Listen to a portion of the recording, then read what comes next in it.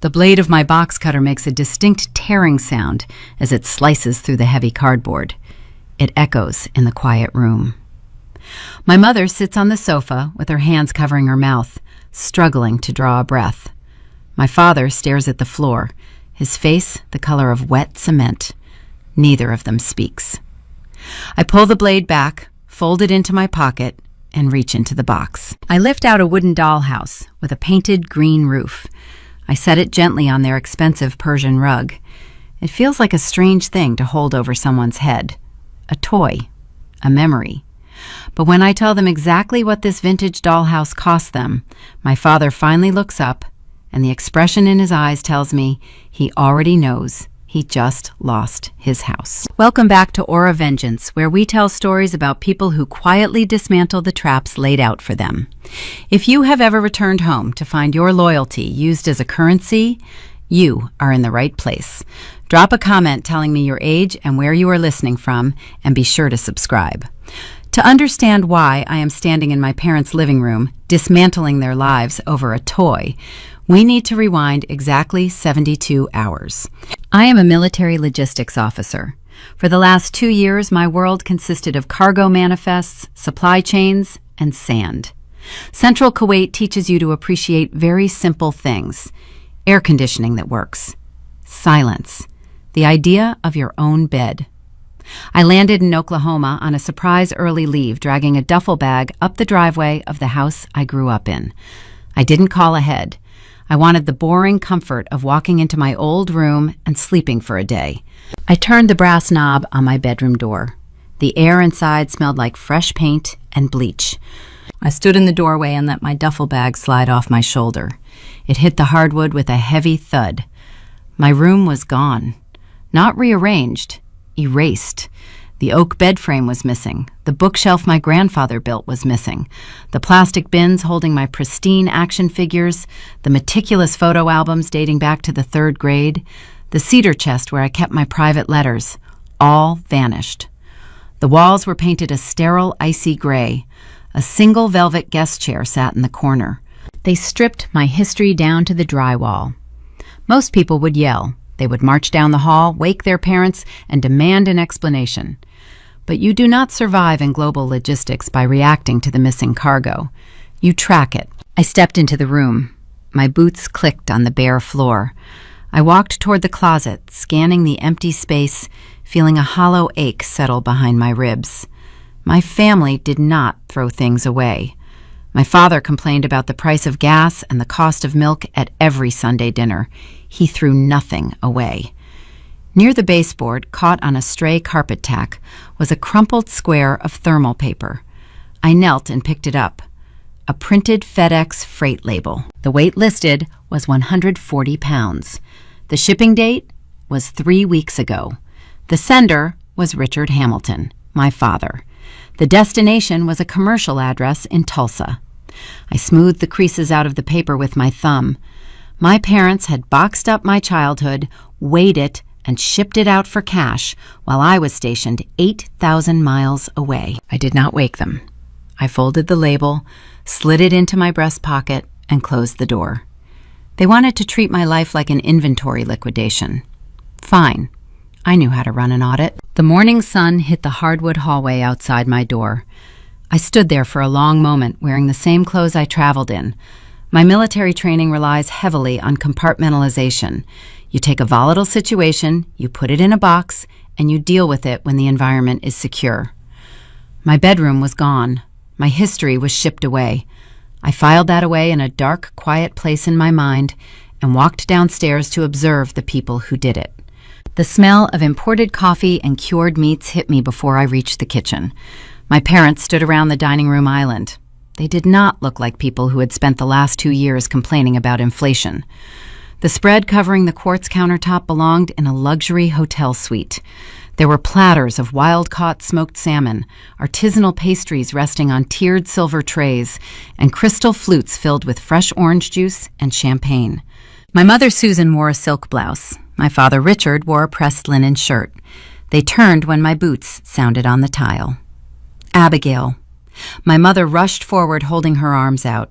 She wrapped me in a tight embrace that smelled of expensive perfume. "We thought we heard you come in late last night. Why did you not wake us?" I let her hold me. I kept my arms loose at my sides. "I was tired, Mom. I just wanted to sleep." My father clapped me on the shoulder. His smile was wide. Too wide. It reached his cheeks but stopped short of his eyes. "Look at you. Back from the desert. We are throwing a welcome home brunch. Jessica and Braden are on their way over right now." I looked at the table. A spread like this cost upward of $400. My father runs a local contracting business. Before my deployment, he spent 45 minutes on the phone with me, complaining about the rising cost of drywall screws. He drove a 10-year-old truck that needed a new transmission. He clipped coupons. Now he was pouring high-end champagne on a random Tuesday morning. I poured myself a glass of plain tap water from the sink and took a seat on the leather bar stool. "Mom," I said, keeping my voice entirely flat, "I noticed my room looks a little different." My mother did not flinch. She picked up a silver pair of tongs and began arranging pastries. "Oh, sweetheart, yes. We meant to tell you. We decided to do some decluttering. You have been gone so long and the house was just gathering dust. We donated all those old childish things to a local charity drive.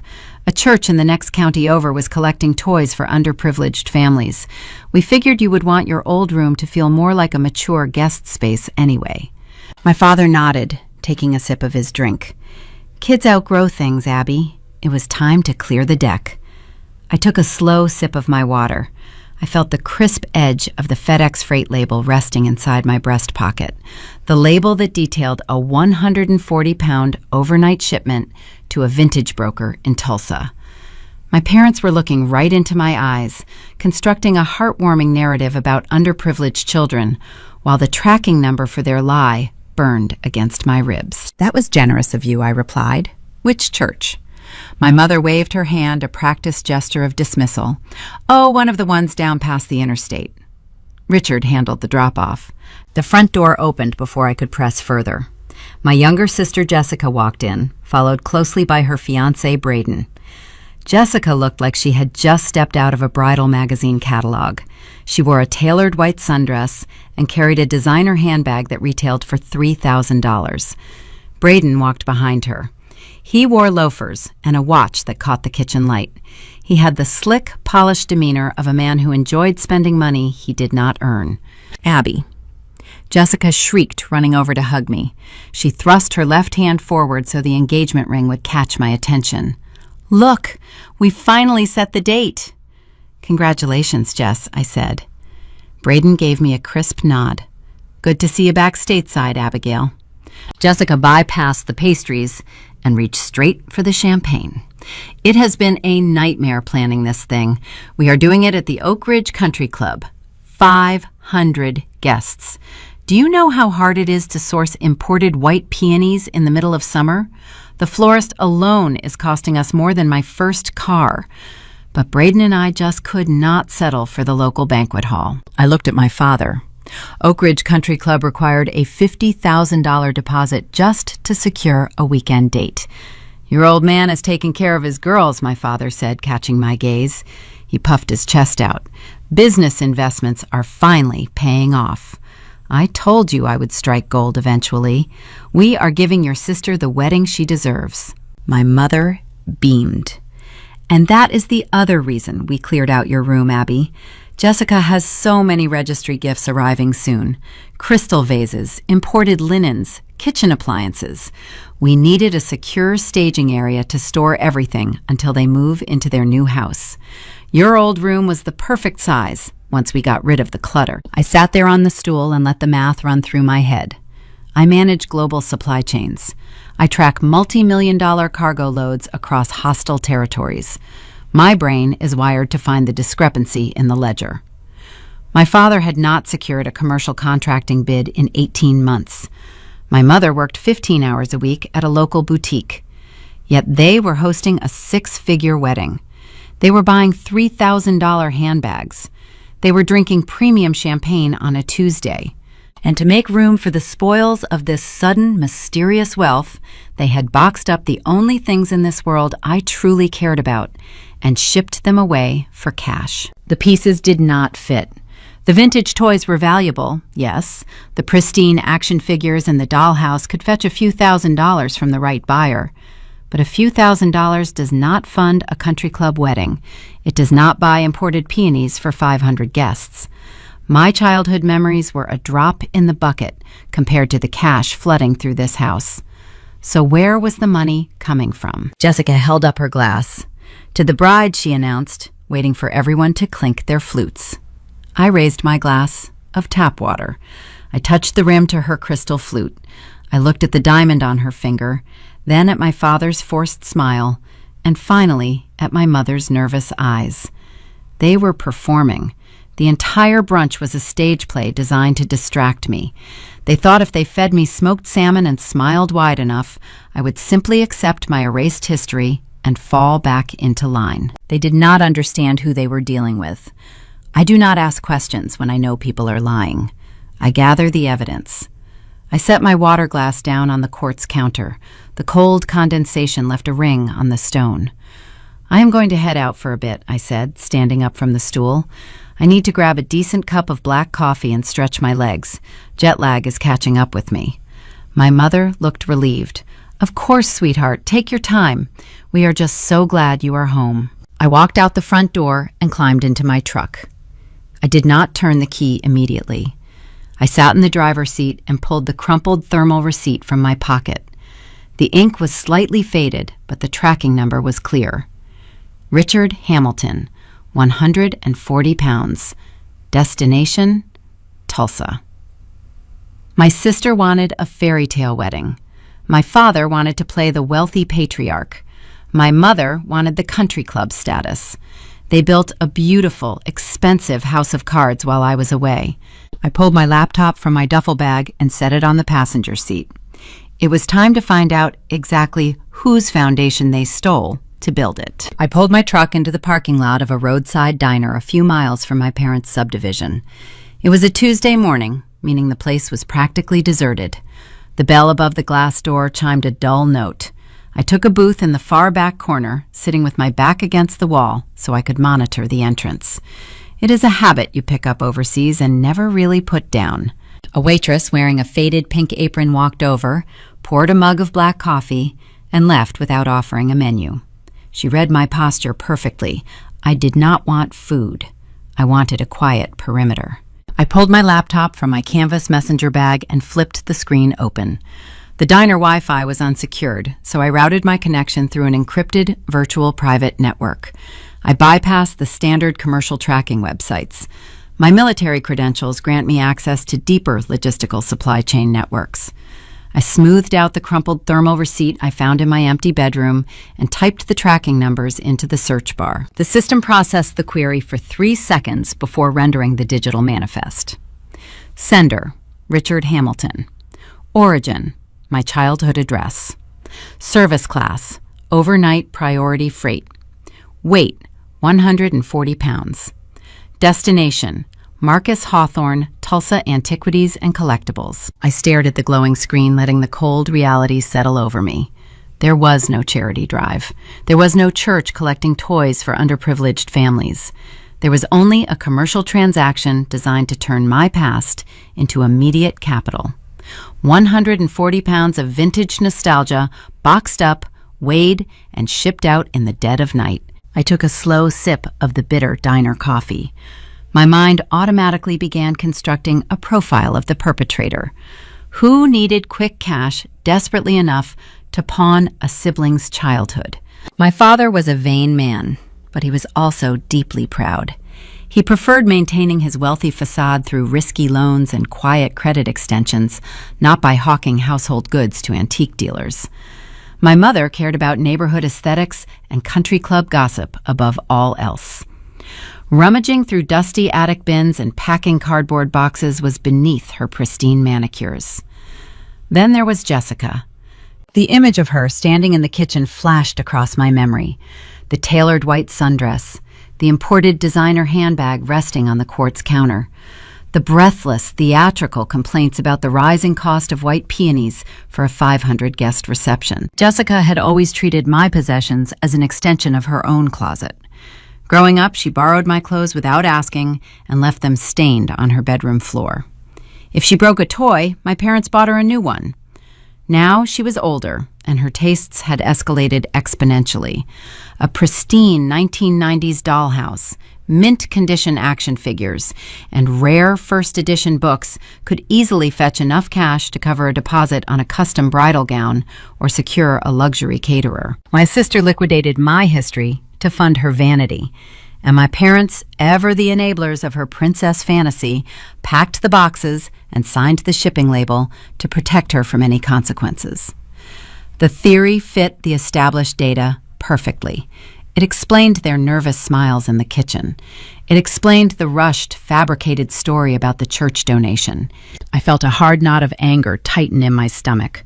I was going to let Jessica enjoy her expensive mimosas today. I would handle her later. Right now, my tactical priority was asset recovery. I needed to know exactly what Marcus Hawthorne bought before I walked into his showroom. I keep meticulous records.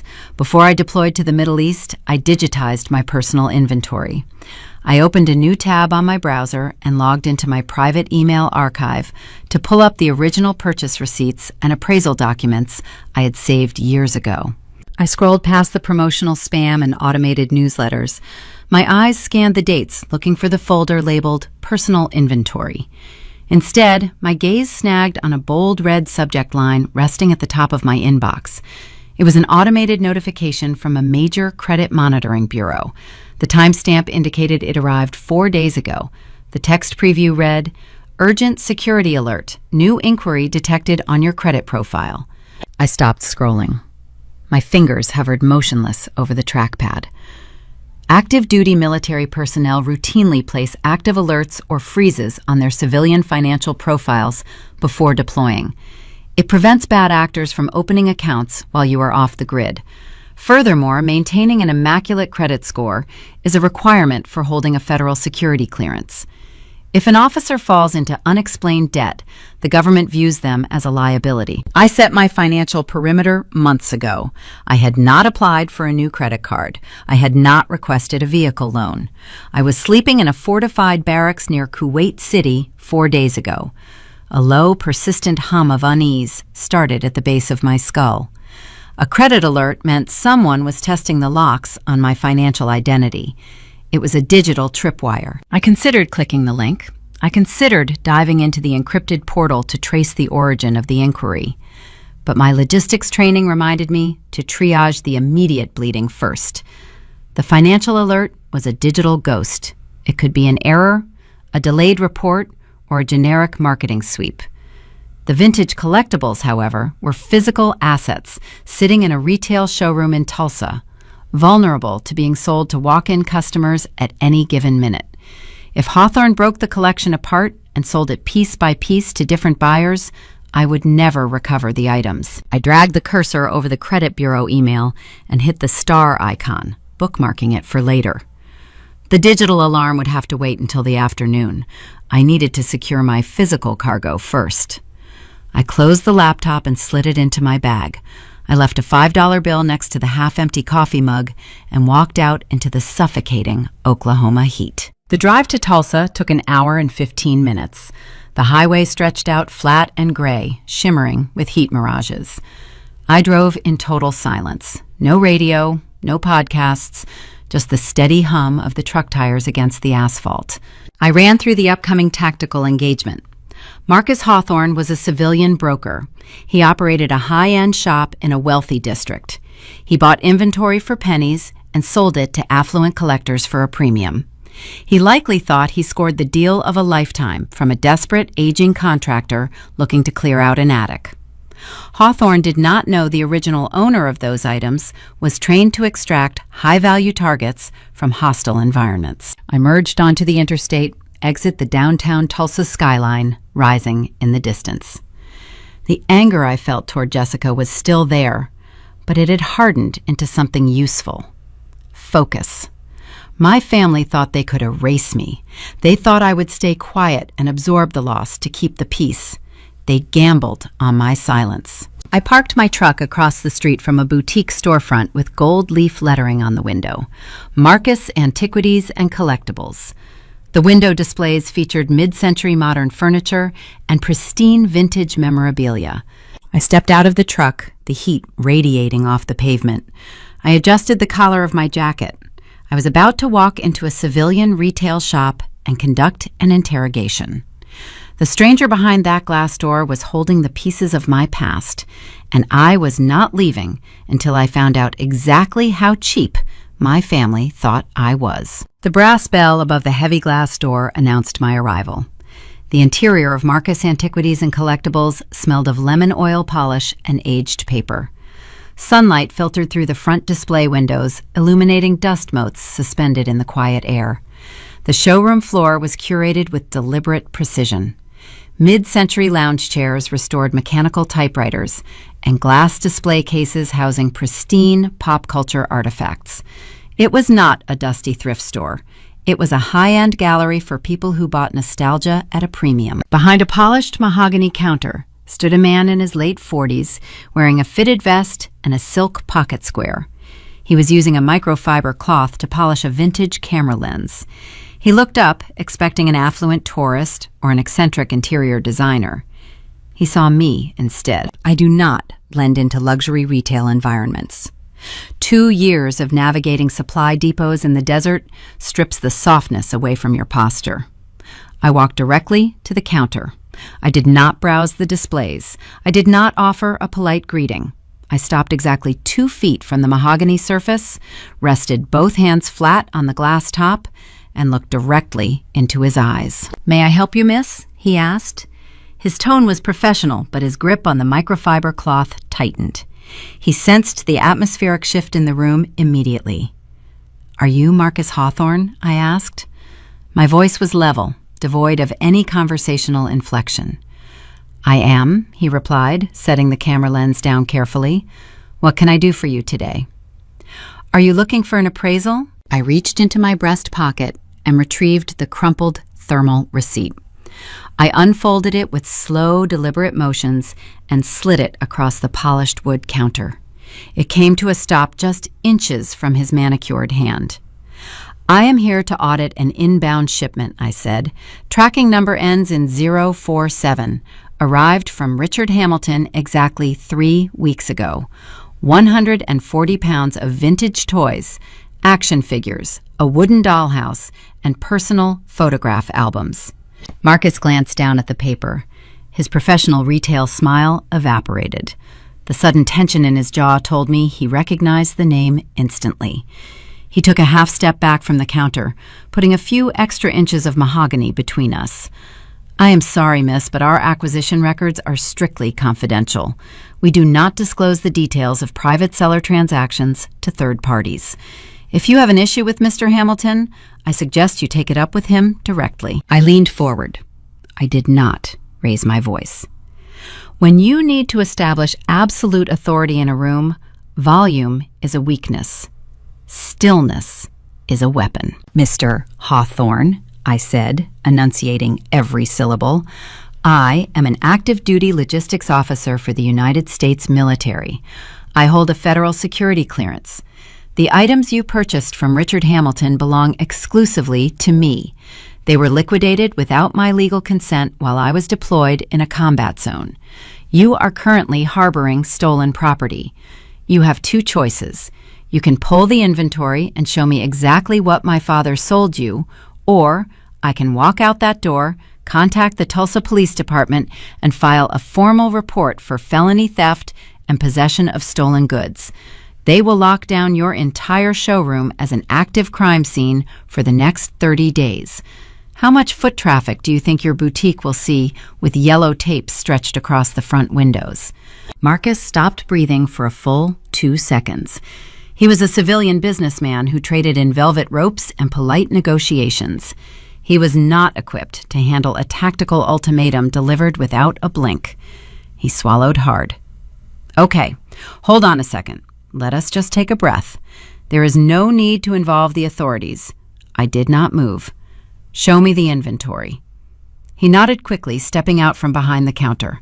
"Follow me to the back room, please." I trailed him through a curtained doorway into a sprawling storage area. The pristine aesthetic of the front showroom disappeared, replaced by metal shelving racks, packing peanuts, and harsh fluorescent lighting. Marcus led me to a heavy steel storage rack near the loading dock. Sitting on the bottom shelf were 4 gray plastic storage bins. The hollow ache in my chest returned sharper this time. Through the translucent plastic, I could see the painted green roof of the wooden dollhouse my grandfather built for my 8th birthday. I saw the mint-condition blister packs of action figures I spent my high school summers meticulously cataloging. And there, shoved carelessly down the side of the bin, crushing the delicate bindings, were the leather-bound photo albums holding the only existing pictures of my childhood.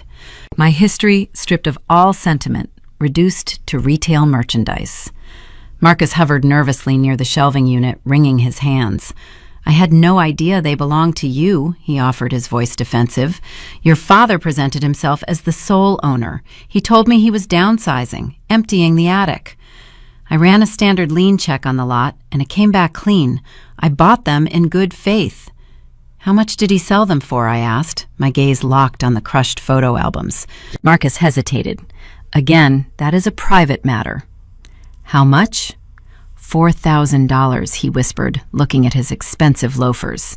He insisted on a cash transaction. No wire transfers, no cashier checks, just untraceable paper currency. I felt a cold wave wash over my skin. $4,000. I kept detailed spreadsheets of this collection before I deployed. The market value of the action figures alone was north of $12,000. The entire lot, properly appraised, was worth $20,000 on the conservative end.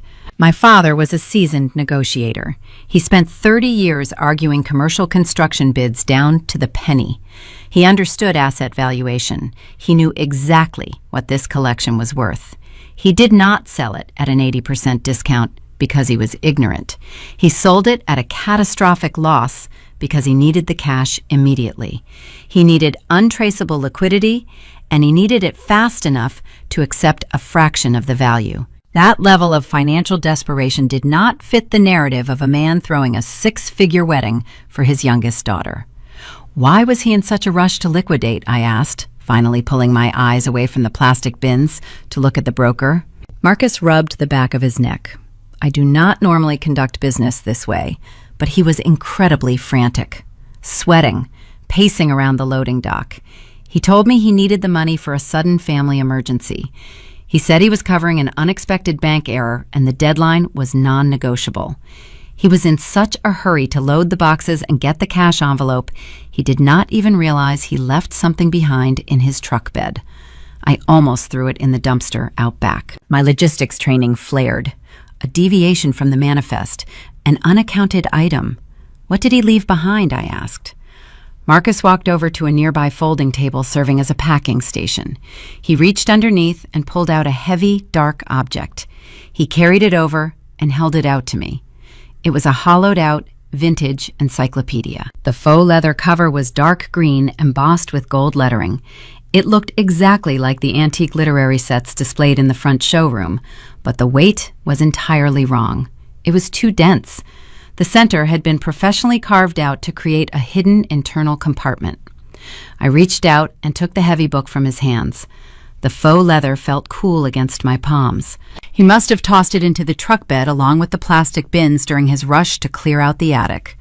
Marcus explained, pointing at the false binding.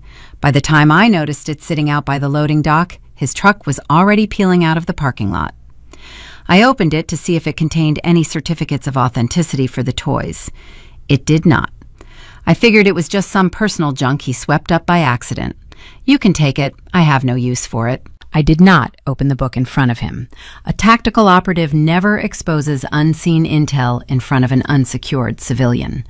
I tucked the heavy volume firmly under my arm. I am placing a verbal embargo on this inventory, I told Marcus, gesturing to the gray plastic bins. You will not list, display, or sell a single item from this lot. I will return to repurchase my property at the exact price you paid for it. If I find out a single photo album is missing, you will be answering questions in a federal courtroom." Marcus nodded furiously. "Absolutely. The bins stay right here on this shelf. Nobody touches them." I turned and walked back through the curtain, crossing the pristine showroom floor without looking back. The brass bell chimed as I pushed through the heavy glass door, stepping back out into the blistering Oklahoma heat. I crossed the asphalt, unlocked my truck, and climbed into the driver's seat. I locked the doors immediately. The interior of the cab was stifling. Sweat beaded on my forehead, but my hands were freezing cold. I placed the hollowed-out vintage encyclopedia on my lap. My father was frantic, sweating, desperate for untraceable cash to cover a bank error, and he accidentally swept this book into a pile of merchandise. I unclasped the small brass latch on the side of the faux pages. I took a deep breath, flipped the heavy cover open, and looked inside the hidden compartment to see exactly what my father thought he had buried in the attic. The interior of the truck cab felt like a furnace. The Oklahoma sun beat down through the windshield, baking the dashboard. But I did not turn the key to start the air conditioning. I needed the absolute silence. I sat rigid in the driver's seat, the faux leather encyclopedia resting heavily across my thighs. The brass latch had clicked open with a sharp metallic sound. I folded the rigid cover back. The carved-out cavity was lined with cheap black felt. Resting on top was a standard wire-bound spiral notebook, the kind you buy for $1 at a grocery store before the school year starts. I lifted it out. The cardboard cover was bent. I flipped it open to the first page. Rows of blue ink stared back at me. Abigail Hamilton. Abigail Grace Hamilton. A G. Hamilton. Line after line covering the entire page. The first few attempts were shaky and hesitant, the loops of the cursive letters uneven and forced. But as my eyes tracked further down the ruled lines, the penmanship grew smoother, more confident. By the third page, the signature was nearly indistinguishable from my own. I pulled my military identification card from my wallet and held it next to the notebook.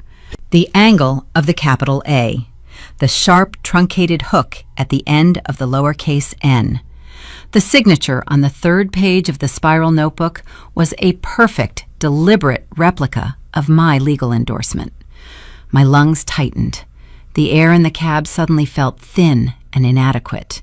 My father was a commercial contractor. He spent decades sketching blueprints and signing municipal permits.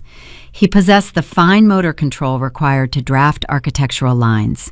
He used those steady hands, the same hands that taught me how to ride a bicycle, to meticulously practice stealing my identity while I was sleeping in a fortified barracks 8,000 miles away. I set the spiral notebook on the passenger seat. My hands felt detached from my body. I reached back into the hollowed compartment of the encyclopedia. Tucked beneath where the notebook had rested was a thick stack of folded legal documents held together by a heavy binder clip. I pulled the documents out and smoothed the creases against my steering wheel. The header logo belonged to the regional bank my family had used since I was a teenager. The bold black text at the top of the first page read, "Home Equity Line of Credit Application." I scanned the logistics of the document. The property listed as collateral was the house I grew up in. The primary applicants were Richard and Susan Hamilton, but it was the secondary applicants section that made my blood run cold. Guarantor, Abigail Grace Hamilton. The requested credit limit was $85,000. I turned to the final page of the application draft. There, resting on the designated guarantor line, was the perfect, practiced forgery of my signature. It was executed in dark blue ink. Beside it was a printed timestamp indicating the document had been drafted exactly 4 weeks ago. The architecture of the crime assembled itself in my mind with terrifying clarity. My father's contracting business was failing. My mother refused to abandon her affluent country club lifestyle. And my younger sister Jessica demanded a lavish, 6-figure wedding featuring imported peonies and premium champagne. The family needed a massive influx of capital. Their own credit was likely exhausted. tapped out by years of maintaining a wealthy facade they could no longer afford. But my credit profile was pristine. I had zero civilian debt, a steady military income, and a spotless financial history maintained to protect my federal security clearance. I was the perfect absent mark. They drafted the fraudulent equity loan using my stolen identity to secure the $85,000 credit line. But bank loans, especially property equity lines, require significant upfront capital to finalize. Origination fees, appraisal costs, title search expenses, escrow requirements. To close an $85,000 loan, they needed several $1,000s in untraceable liquid cash just to process the paperwork. They did not have it, so they went up to the attic. They did not sell my vintage toys and pristine photo albums because they wanted to clear out space for wedding registry gifts. They sold my childhood history to Marcus Hawthorne at a catastrophic 80% loss because they desperately needed the $4,000 in cash to cover the closing costs of a federal financial crime committed against their own daughter. They liquidated my past to fund the theft of my future.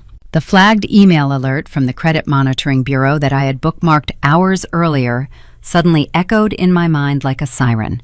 Urgent security alert. New inquiry detected on your credit profile. The loan was not just a draft. They had actually submitted it.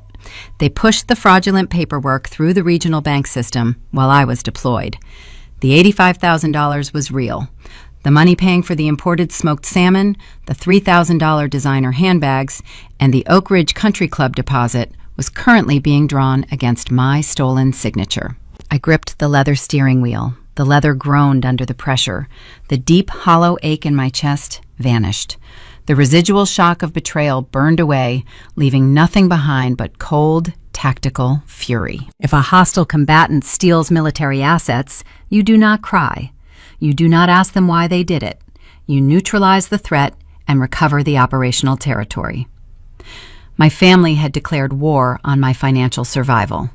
I was no longer an older sister or a daughter. I was a logistics officer standing behind enemy lines. I looked back down at the final page of the loan application. A bank does not simply accept a high-value loan document with a secondary guarantor signature unless that signature is legally verified. You cannot just slide a forged piece of paper across a teller desk and walk away with $85,000. The document required authentication. I traced my finger along the bottom edge of the paper, moving past my forged signature. Resting in the lower right corner was the required authentication mark. It was an official state notary seal, stamped in black ink, verifying that Abigail Grace Hamilton had presented government identification and signed the document in person. I leaned closer to the steering wheel, squinting against the harsh glare of the sun through the windshield. I needed to see the name of the corrupt notary public my father had bribed to rubber stamp this federal felony. I read the small block letters engraved inside the circular black seal. The name on the stamp was Braden Hayes, Jessica's fiancé. The syndicate expanded. The groom did not just benefit from the stolen funds paying for his extravagant wedding reception. He actively facilitated the fraud. He used his state-issued notary license to legally authenticate a signature he knew was forged, while the woman whose name he stole was stationed overseas. My entire family was complicit. The rot went straight down to the foundation. I reached into the hollowed compartment of the encyclopedia one last time. My fingers brushed against a small, hard object wedged into the corner of the felt lining. I pulled it out. It was the physical rubber notary stamp. Braden Hayes, Notary Public, State of Oklahoma. Braden was arrogant. He stamped the fraudulent paperwork, tossed his official seal into the fake book alongside the practice forgery notebook, and forgot about it. My father, frantic to secure the closing cost cash, scooped the book up with the rest of the attic merchandise and accidentally abandoned the murder weapon at the Tulsa Vintage Shop. I rolled the rubber stamp around in my palm. It felt heavy. Lethal. I pulled my cell phone from my pocket.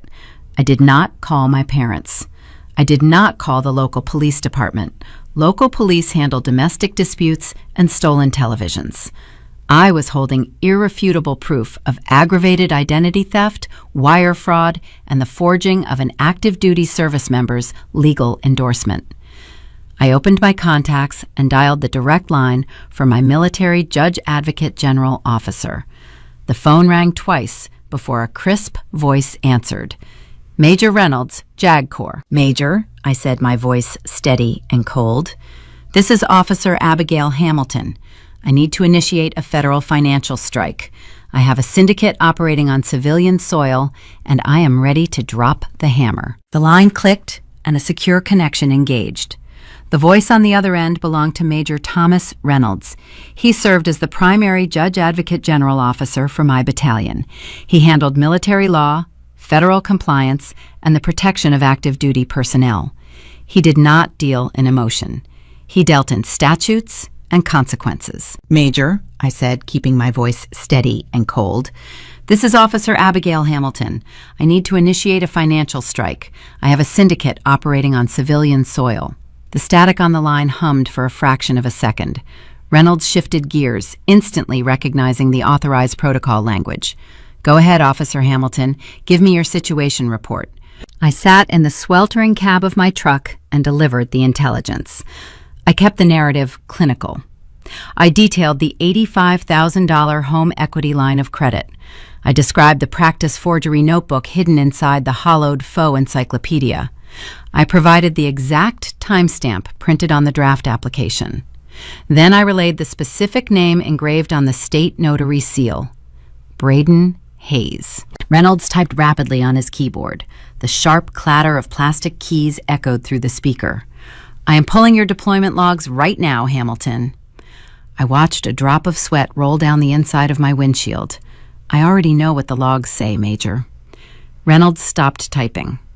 You were stationed at Camp Arifjan on the date this document was notarized. You were physically located in a secure bunker in Kuwait. You have an ironclad federal alibi. The signature is a verified forgery. I ran my thumb over the rubber die of the notary seal resting in my palm. The entire operation is a closed loop, I explained. My father, Richard Hamilton, is the primary beneficiary. My mother, Susan Hamilton, is the co-applicant. They lack the liquid capital to secure the loan. They pawned my personal property to cover the origination fees. My sister Jessica is the recipient of the laundered funds, using the money to finance an extravagant country club wedding. And her fiancé, Braden Hayes, used his state-issued license to authenticate the fraudulent signature. Reynolds let out a slow breath. He recognized the architecture of the crime. This is not a misunderstanding, Hamilton. This is aggravated identity theft. It constitutes federal wire fraud because the banking institution transfers funds across state lines. Furthermore, forging a legal endorsement belonging to an active duty service member triggers severe penalties under the Service Members Civil Relief Act. I understand the parameters, Major. Braden Hayes just threw his life into an incinerator. Reynolds noted, his tone devoid of pity. A state commission notary authenticating a forged document for a family member to secure a high-value loan is a fast track to a federal penitentiary. I considered Braden for a moment. He sold commercial real estate. He wore tailored Italian suits and drove a leased luxury sedan. He desperately needed the Oak Ridge Country Club wedding to network with high-net-worth clients. The reception was not a celebration of his relationship with my sister. It was a calculated networking event. He needed the optics of wealth to attract lucrative investors. Jessica was his entry ticket into local high society. But my father was broke.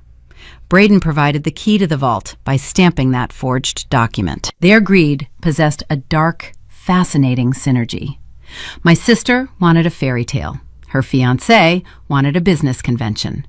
My parents wanted the illusion of success. They formed a parasitic ecosystem, and they decided my pristine credit profile was the perfect host. I can dispatch agents from the Regional Federal Bureau of Investigation field office right now, Reynolds offered. They can be at your parents' residence within the hour. We can secure the premises and confiscate all financial records. I looked at the spiral notebook resting on the passenger seat. I thought about the blue ink loops, the practiced repetition of my name.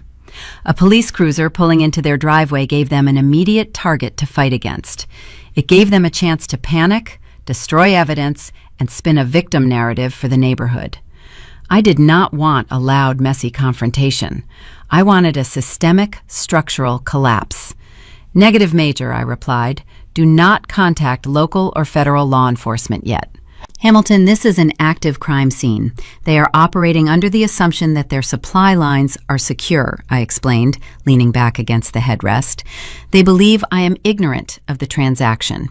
If we send badges to the front door, they will close ranks and hire defense attorneys. I want to sever their financial oxygen while they are in the middle of spending it. I want them extended deep into hostile territory when the bridge collapses. Reynolds paused. He respected tactical patience. What is your objective? I need to interface with the regional bank holding the fraudulent equity line. I am driving to their Central Financial District branch right now. I will submit the physical evidence to their internal fraud division and execute a hard freeze on the account. I need you on standby to provide federal verification of my deployment logs when I speak to the bank manager. Understood, Reynolds said. I will monitor my secure channel. Keep me updated. I ended the call and tossed the phone onto the passenger seat. I finally reached forward and turned the ignition key. The truck engine roared to life. The air conditioning blasted warm air for a few seconds before turning ice cold. I let the frigid breeze hit my face, lowering my core temperature, sharpening my focus. I gathered the scattered intelligence resting around the cab, the spiral notebook, the draft application, the heavy rubber seal, the faux encyclopedia.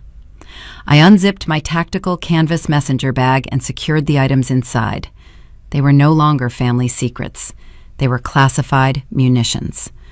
I shifted the truck into gear and pulled out of the parking spot. The drive to the financial district required crossing the Arkansas River. I merged onto the highway, calculating the upcoming timeline. Jessica scheduled her lavish bridal shower for tomorrow afternoon at the country club. She expected champagne towers and custom catering. The vendors required payment upon delivery. My mother intended to use a debit card tethered directly to the stolen equity line. If I walked into the bank today and initiated standard fraud protocols, the automated system would immediately generate an email alert to the primary account holders. My father would receive a notification on his phone before I even left the bank lobby. He would have time to cancel the caterers, formulate an excuse, and mitigate the public humiliation. I could not allow that. I needed the bank to freeze the capital, but I required them to implement a silent lockdown. The financial institution had to sever the funds without triggering the automated warning system. I needed my family to walk into that country club tomorrow believing their stolen wealth was intact. Convincing a highly regulated regional bank to deviate from their automated compliance protocols is incredibly difficult. Bank managers are trained to follow rigid software procedures. They do not like manual overrides. They avoid tactical delays. I navigated the highway off-ramp to the glass and steel towers of the banking district rising in front of me. I checked my reflection in the rearview mirror. My posture was rigid. My eyes were cold.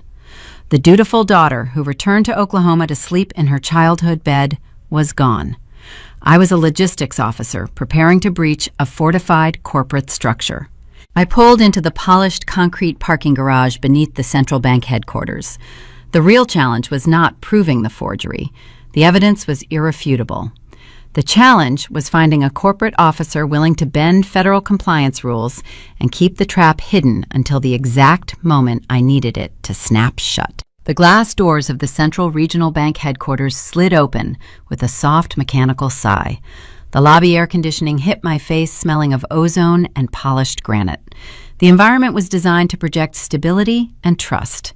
Vaulted ceilings, quiet tellers, and rows of pristine mahogany desks.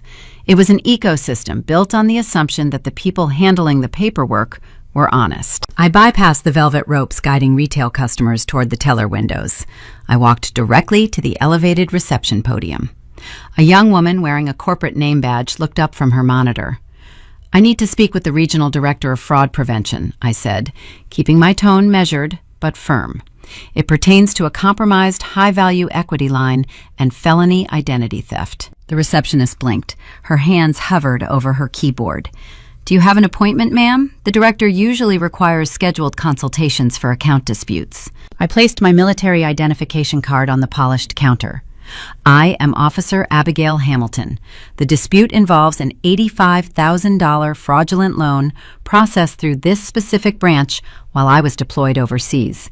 You have 60 seconds to get a director out here before I contact the Federal Banking Commission and report this institution for facilitating a syndicate operation." She stared at my identification card, then at my eyes. She picked up her desk phone and dialed a 4-digit extension. Her voice dropped to a frantic whisper. Within 2 minutes, a man in a tailored charcoal suit emerged from a set of frosted glass doors. He possessed the polished, cautious demeanor of someone whose entire career revolved around mitigating corporate liability. "Officer Hamilton," he said, extending a hand. "I am David Vance, Senior Director of Risk Management. Please follow me to my office." I ignored his hand. I picked up my identification card and followed him through the frosted doors into a soundproof corridor. His office was sterile and organized. 2 monitors glowed on his desk, displaying complex financial ledgers. He gestured toward a leather guest chair. I did not sit down. I remained standing, unzipping my tactical canvas messenger bag. David took his seat, folding his hands over his keyboard. "How can the bank assist you today, officer?" "We take unauthorized account access very seriously." "This is not unauthorized access," I replied, pulling the stacked evidence from my bag. "This is systemic structural fraud." I laid the documents out on his glass desk one by one. I started with the drafted application for the home equity line of credit. I pointed to the guarantor signature line. "That is my name," I stated, "and that is a verified forgery." David leaned forward, squinting at the paperwork. "Forgeries on high-value property loans are exceedingly rare due to our authentication requirements.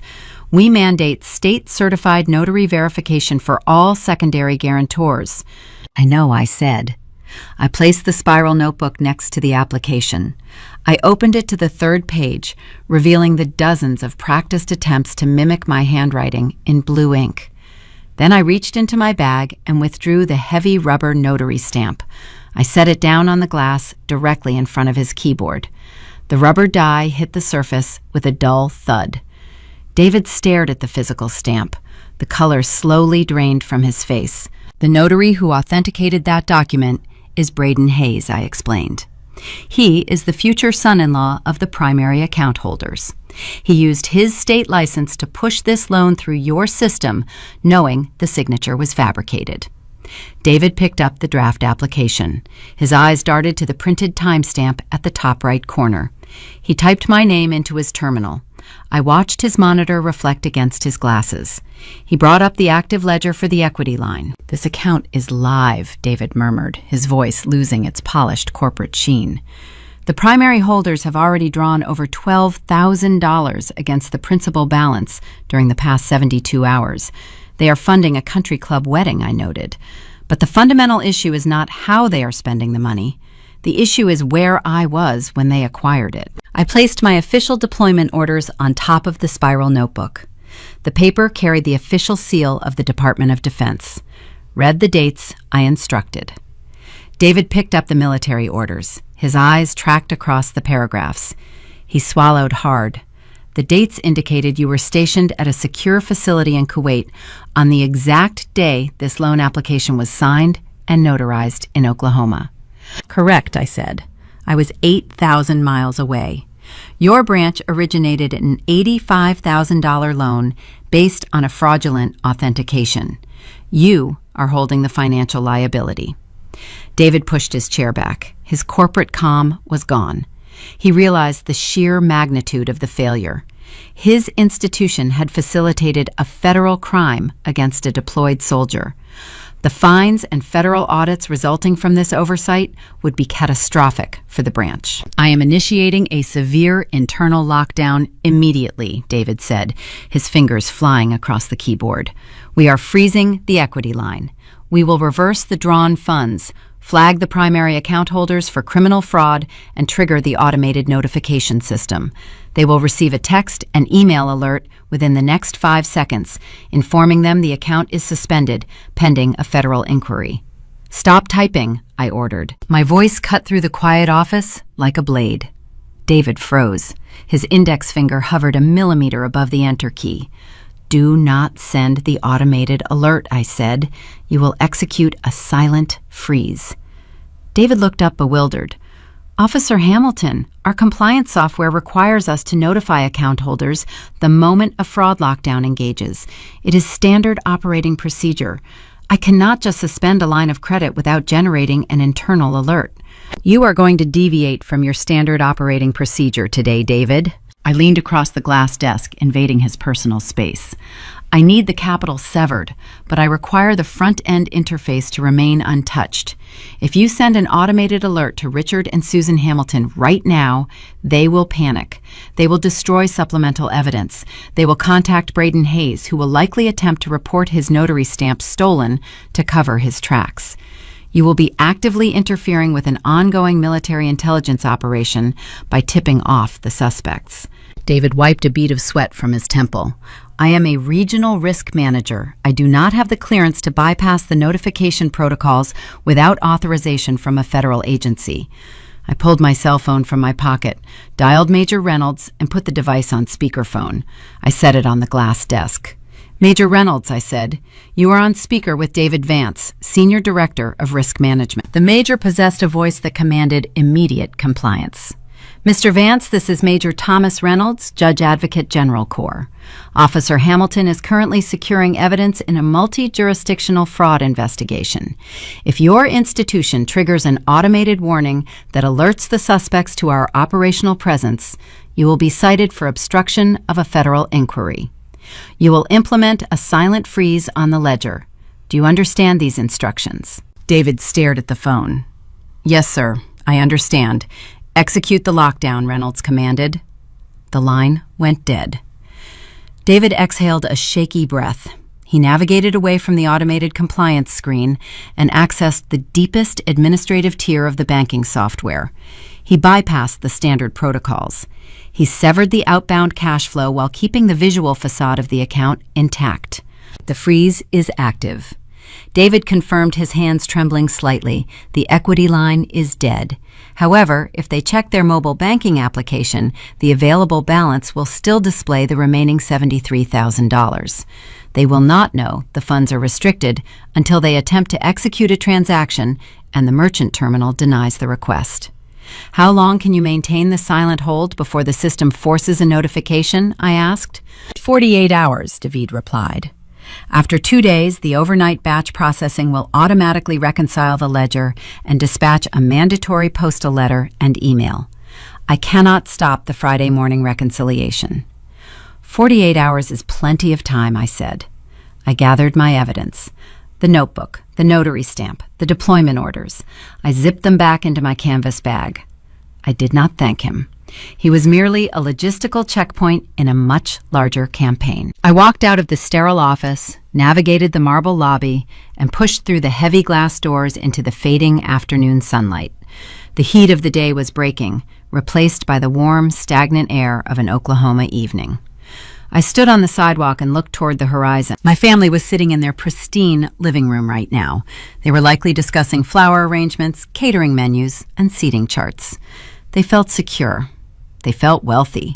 They believed the foundation they stole from me was strong enough to hold the weight of their vanity. Tomorrow afternoon, my mother would walk into the Oak Ridge Country Club. She would smile at her affluent friends. She would order premium champagne and luxury appetizers. She would reach into her designer handbag, pull out a piece of plastic tethered to a dead ledger, and hand it to a waiter. The trap was fully armed. The bridge was rigged to collapse. All I had to do was show up to the bridal shower, sit quietly in the corner, and watch what happens when the cards decline. The valet attendant at the Oak Ridge Country Club hesitated for a fraction of a second when I pulled my dusty pickup truck into the circular driveway. He was accustomed to parking imported sedans and polished luxury SUVs. He looked at my faded paint job, then at my simple gray slacks and flat shoes, trying to calculate if I belonged there. I handed him the keys without a word and walked up the wide marble steps toward the main ballroom. I was walking into a theater of fiction. The heavy oak doors of the ballroom stood open. The air inside hit me with the overwhelming scent of imported white peonies and roasted shallots. 50 women in pastel dresses filled the space, their voices blending into a continuous, high-pitched hum. Crystal chandeliers hung from the vaulted ceiling, casting a warm glow over round tables draped in heavy silk linens.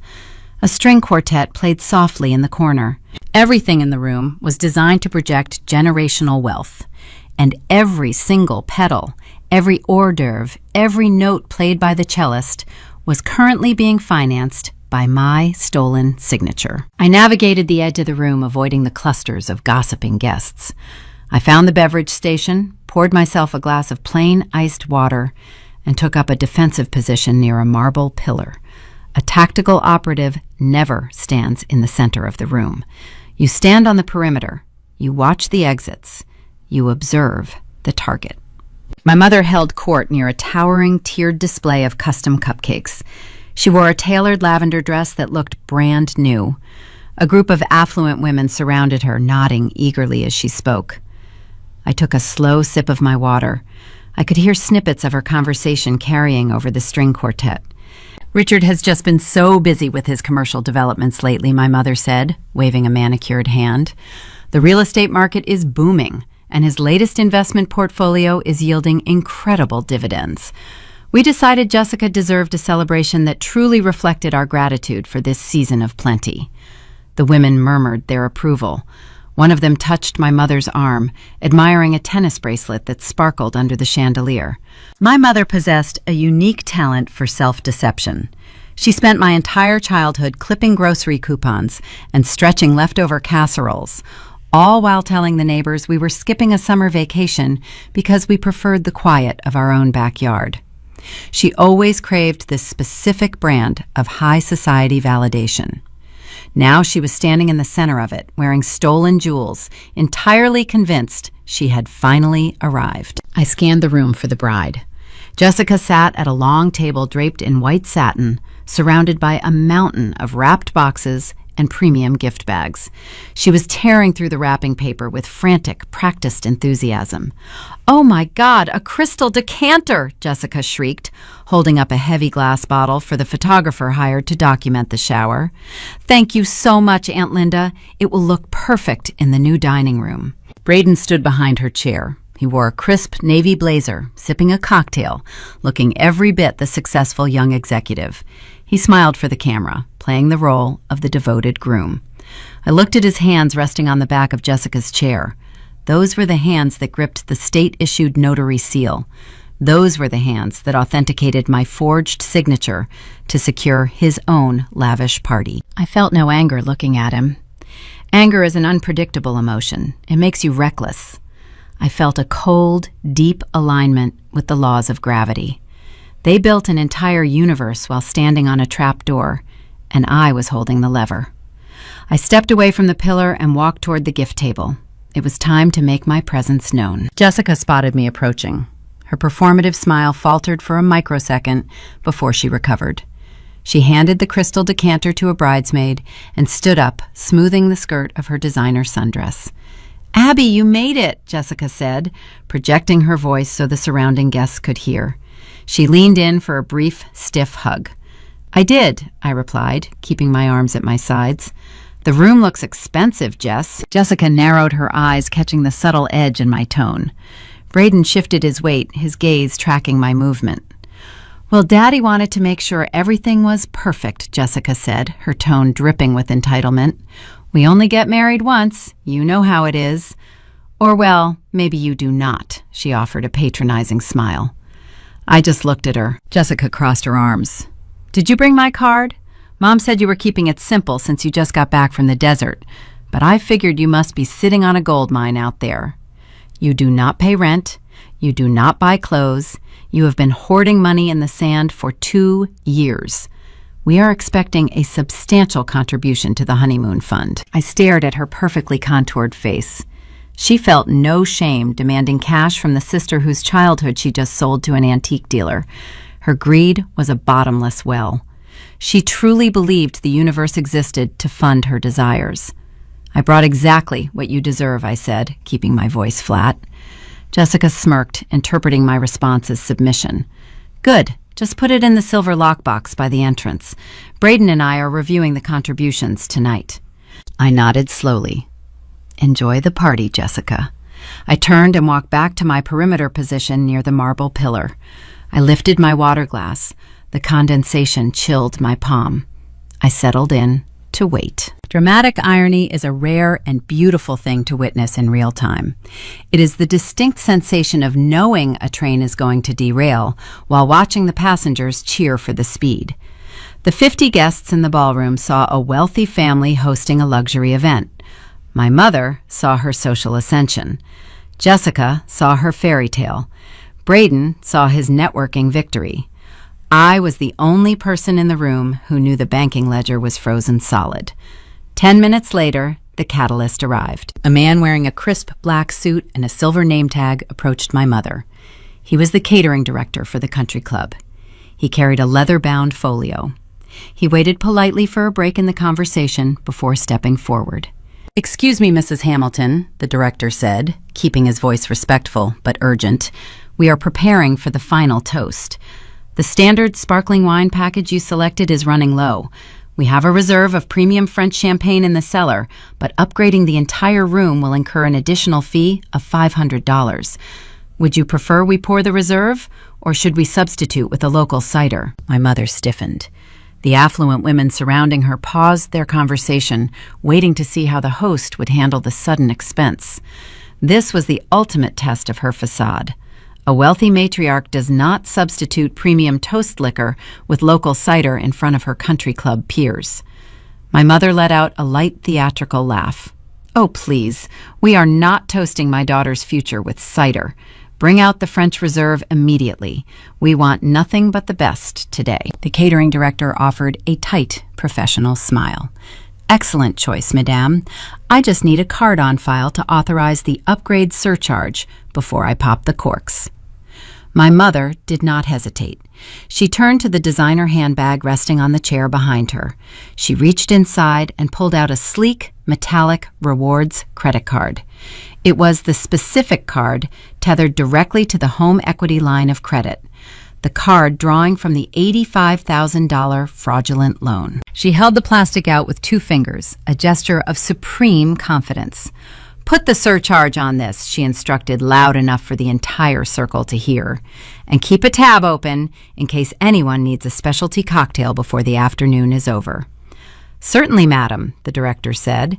He took the metallic card, placed it inside his leather folio, and turned toward the service corridor. I watched him walk away. Every step he took toward the point-of-sale terminal felt loud in my ears, a steady drumbeat beneath the music of the string quartet. My mother resumed her conversation, laughing at a joke one of the women made. Jessica opened another gift. Braden sipped his drink. They were oblivious to the invisible countdown echoing through the ballroom. I leaned my shoulder against the cold marble pillar. I took another slow sip of my plain iced water. The trap was sprung. The bridge was gone.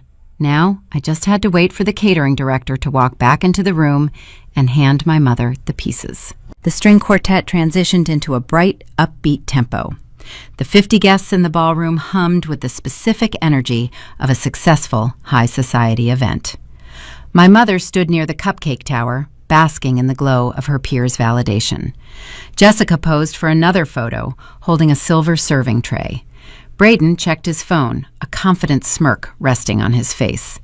It took exactly 4 minutes for the catering director to return.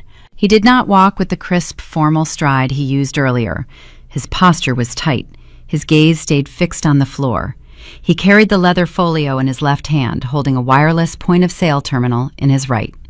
He approached my mother's circle, navigating the affluent women with quiet urgency.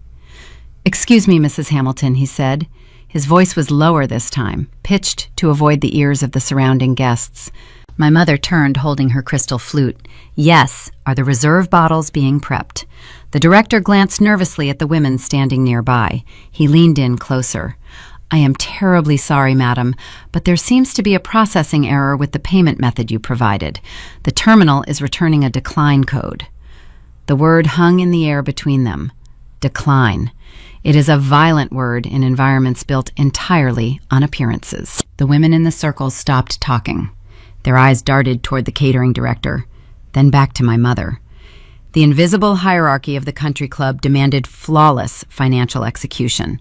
A declined card was a tear in the canvas. My mother offered a sharp, brittle laugh. She swirled the remaining champagne in her flute. Oh, for heaven's sake. It is probably one of those automated fraud protection triggers. You know how these banks are. If you sneeze while making a large purchase, they freeze your account for your own safety. It is terribly inconvenient, but I suppose I should be grateful they monitor my high balance lines so closely. She opened the clasp of her designer handbag and dug past her lipstick. She pulled out a secondary debit card. This one was tied directly to the checking account linked to the home equity line. Just run this one, she instructed, handing the plastic to the director. And tell the bartender to start popping those corks. We have guests waiting. The director took the debit card. He slid it into the wireless terminal resting in his palm. The small screen illuminated. The machine processed the data, communicating with the central banking servers. I watched the screen from my position near the marble pillar. I knew exactly what message the digital ledger was sending back. The account was locked. The outbound cash flow was severed. Major Reynolds and David Vance had fortified the vault, and no amount of country club posturing was going to breach it. The terminal emitted a harsh, low-pitched beep. The director stared at the screen. He looked up at my mother. The professional deference in his eyes was replaced by a distinct, cold calculation. He recognized the pattern. It was not a fraud trigger. It was a structural failure. I am sorry, madam, he said, his voice dropping another octave. This card is also declining. The system is displaying an administrative hold error. The primary account access is suspended. My mother's brittle laugh died in her throat. The affluent women surrounding her took a collective, subtle step backward, instinctively distancing themselves from the financial contagion. That is impossible, my mother snapped, her volume rising. I just checked the balance this morning. There is plenty of capital available. Run it again. You are using the machine incorrectly. Madame, I have processed both cards. Twice, the director replied, his tone hardening. The terminal is functioning perfectly. The hold originates from your financial institution. If you cannot provide a valid secondary payment method immediately, I will be forced to cancel the premium reserve upgrade and suspend the open bar tab. My father, Richard, appeared suddenly from the edge of the room. He had been standing near the coat check discussing golf swings with another husband. He sensed the atmospheric drop in the room and rushed over, his face flushed. Susan, what is the problem here? He demanded, stepping between my mother and the catering director. There is an issue with the bank, Richard, she hissed, her manicured fingers trembling. Both cards declined. The machine says the account is suspended. Call the branch manager right now and tell them to lift the hold. This is humiliating. My father stared at the two pieces of plastic resting on the director's leather folio. The flush in his cheeks vanished, replaced by a sickly pale gray. He knew the cards were tied to the fraudulent equity line. He knew the balance displayed $73,000 available. But he also knew the foundation of that loan was built on a forgery. A suspended account did not mean a generic fraud trigger. It meant the bank found the crack in the concrete. Give me a moment, my father said to the director. His voice lacked its usual booming authority. Let me make a phone call. We will get this sorted out. Susan stepped into the hallway with me.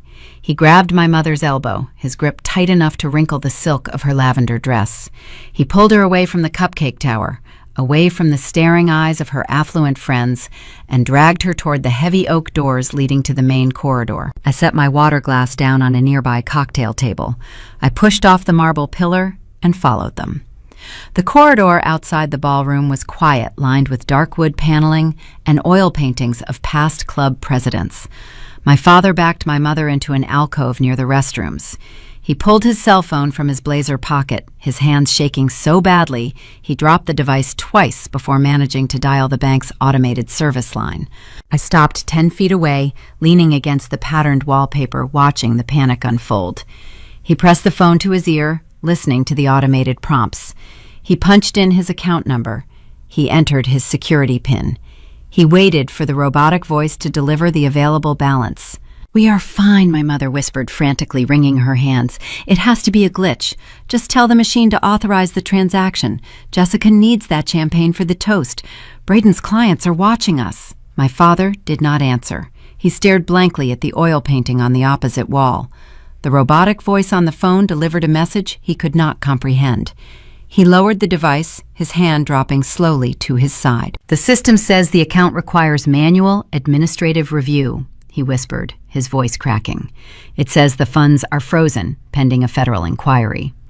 My mother gasped, pressing a hand to her chest. "Federal inquiry? Richard, what does that mean? What did you do?" "I did nothing," he shot back, panic bleeding into his tone. "I followed the procedure. Braden stamped the paperwork. The money was cleared. Why is there a federal hold on a simple property loan?" "Because you stole it," I thought, watching them from the shadows. "And the owner came home early." My father turned his head and saw me standing down the hall. He froze. A desperate, wild calculation flickered behind his eyes. He saw his daughter, the logistics officer, the daughter who paid her own bills, who saved her military salary, who always managed to quietly fix the broken machinery of his life. He pushed off the wall and walked quickly toward me, forcing a tight, panicked smile onto his face. "Abby," he said, his breathing shallow. "Hey, kid, listen, we have a minor logistical hiccup here." "A hiccup?" I asked, keeping my posture relaxed. "Yeah, just a stupid banking error. The system flagged my primary account because I made too many large deposits this week," he lied smoothly, his contractor pride, refusing to admit failure even as the ship sank. "They froze the ledger for 48 hours to verify the funds. It is a massive inconvenience, but I need to clear this catering surcharge right now, or it is going to ruin your sister's shower." He stepped closer, invading my personal space, relying on decades of parental authority to force my compliance.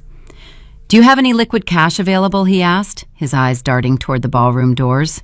"Or a high-limit civilian card? Just a few thousand to float us through the weekend until the bank lifts the hold. I will wire you the money on Monday, with interest. Consider it an investment in the family." I looked at his desperate, sweating face. I looked past him at my mother, who was watching us with wide, terrified eyes. I thought about the forged signature on the draft application. I thought about the crushed photo albums sitting in a gray plastic bin on a storage rack in Tulsa. I thought about how easily he asked me to pay for the party he funded by stealing my identity. I did not blink. I did not raise my voice. I leaned in slightly, locking my eyes onto his. "I thought your investments were paying off, Dad," I said softly. My father flinched as if I had struck him.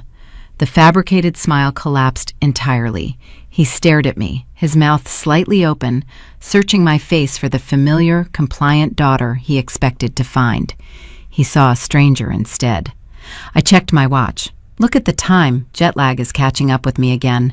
I need to head back. Enjoy the cider, Toast." I stepped around him, navigating the corridor with long, deliberate strides. I did not look back at my mother. I pushed through the heavy glass exit doors, leaving the suffocating air of the country club behind. I walked down the marble steps to the valet podium. I handed the attendant my ticket. I climbed into the cab of my dusty pickup truck and started the engine. The shower was ruined. The panic was planted. The syndicate was currently scrambling to understand why their vault was locked. But a locked vault was not enough.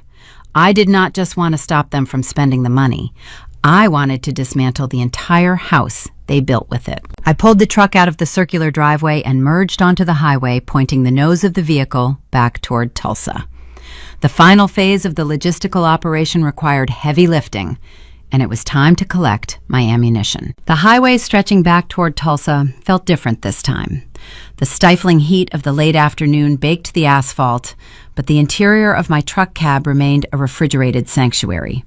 I drove with both hands resting lightly on the steering wheel, my mind operating several miles ahead of my current physical location.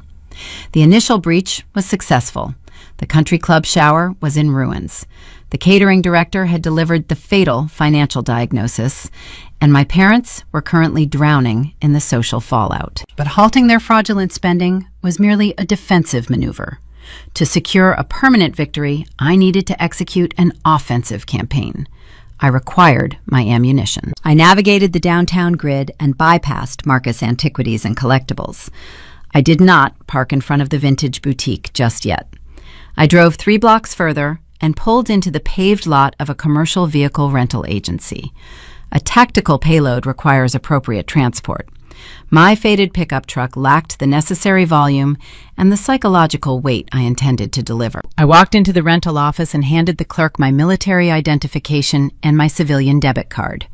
I requested a 15-foot heavy-duty box truck equipped with a reinforced steel loading ramp. The clerk processed the transaction without asking questions. The payment cleared instantly. My funds were drawn from a secure federal credit union built on years of disciplined saving and hazardous duty pay. It was honest capital, entirely untainted by forgery or deception. The clerk handed me a single brass key attached to a plastic tag. I walked out to the back lot and located the vehicle. The moving van was a towering rectangle of white aluminum and black rubber. The diesel engine roared to life with a deep, guttural vibration that rattled my teeth. I tested the air brakes, shifted the heavy transmission into gear, and drove the behemoth off the lot. My next stop was a commercial shipping supply warehouse located near the industrial district.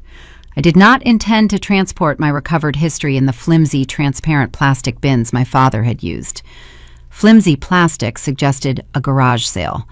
I wanted to project the cold, unrelenting precision of a federal audit. I purchased 6 uniform slate gray industrial polymer transit cases. They were the exact type of containers utilized by the military to transport sensitive electronic equipment across hostile terrain. They featured reinforced steel latches, weather-resistant rubber seals, and rigid structural ribs. I bought 2 rolls of heavy impact foam and a thick black permanent marker. I loaded the supplies into the cavernous cargo bay of the rental truck, pulled down the rolling metal door, and finally headed toward the Vintage Boutique. The sun was beginning to dip below the city skyline when I parked the massive moving van directly in front of Marcus Hawthorne's shop. The air brakes hissed loudly, echoing off the surrounding brick buildings. I walked through the front door. The brass bell chimed. Marcus stood behind his mahogany counter, sorting through a stack of appraisal invoices.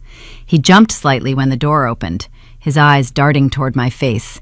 He remembered the unblinking logistics officer who threatened to lock down his showroom. "Officer Hamilton," he said, his tone overly polite. "I kept everything exactly where you left it. Nobody has touched the back room." "I appreciate your compliance, Mr. Hawthorne," I replied. I withdrew a certified cashier's check from my jacket pocket. I visited my credit union branch before leaving town yesterday. The check was drafted for $4,200. I placed the paper on the glass counter. "This covers the $4,000 you paid my father, plus a $200 premium for your storage and inconvenience. The transaction is concluded. I am taking custody of my property." Marcus picked up the check, inspecting the watermarks. He looked relieved to be washing his hands of the stolen merchandise. "You can pull your truck around to the loading alley. I can help you carry the bins out." "That will not be necessary," I stated.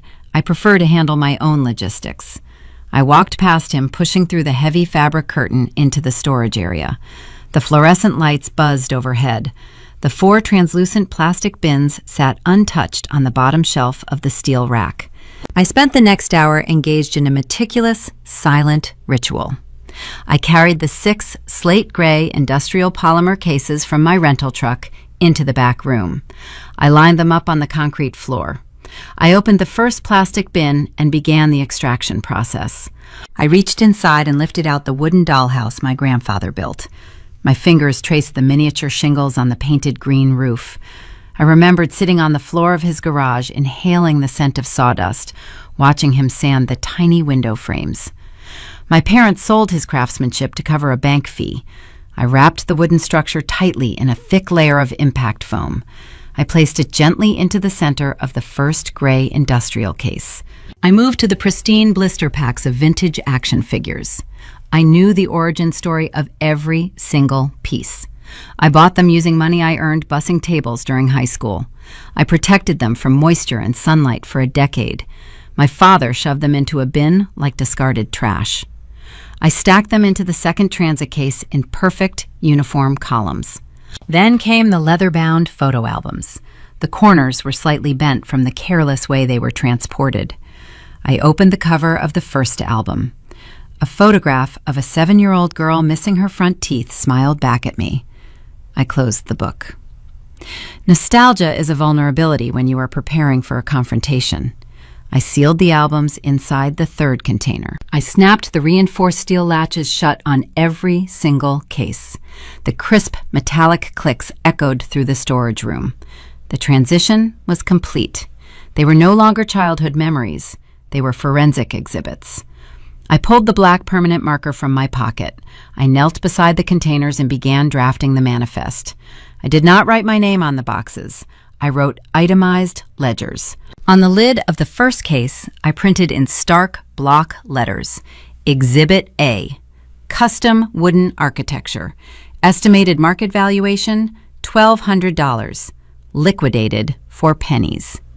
On the second case, I wrote, Exhibit B, mint condition collectibles, appraised value, $12,000, sacrificed for fraudulent closing costs.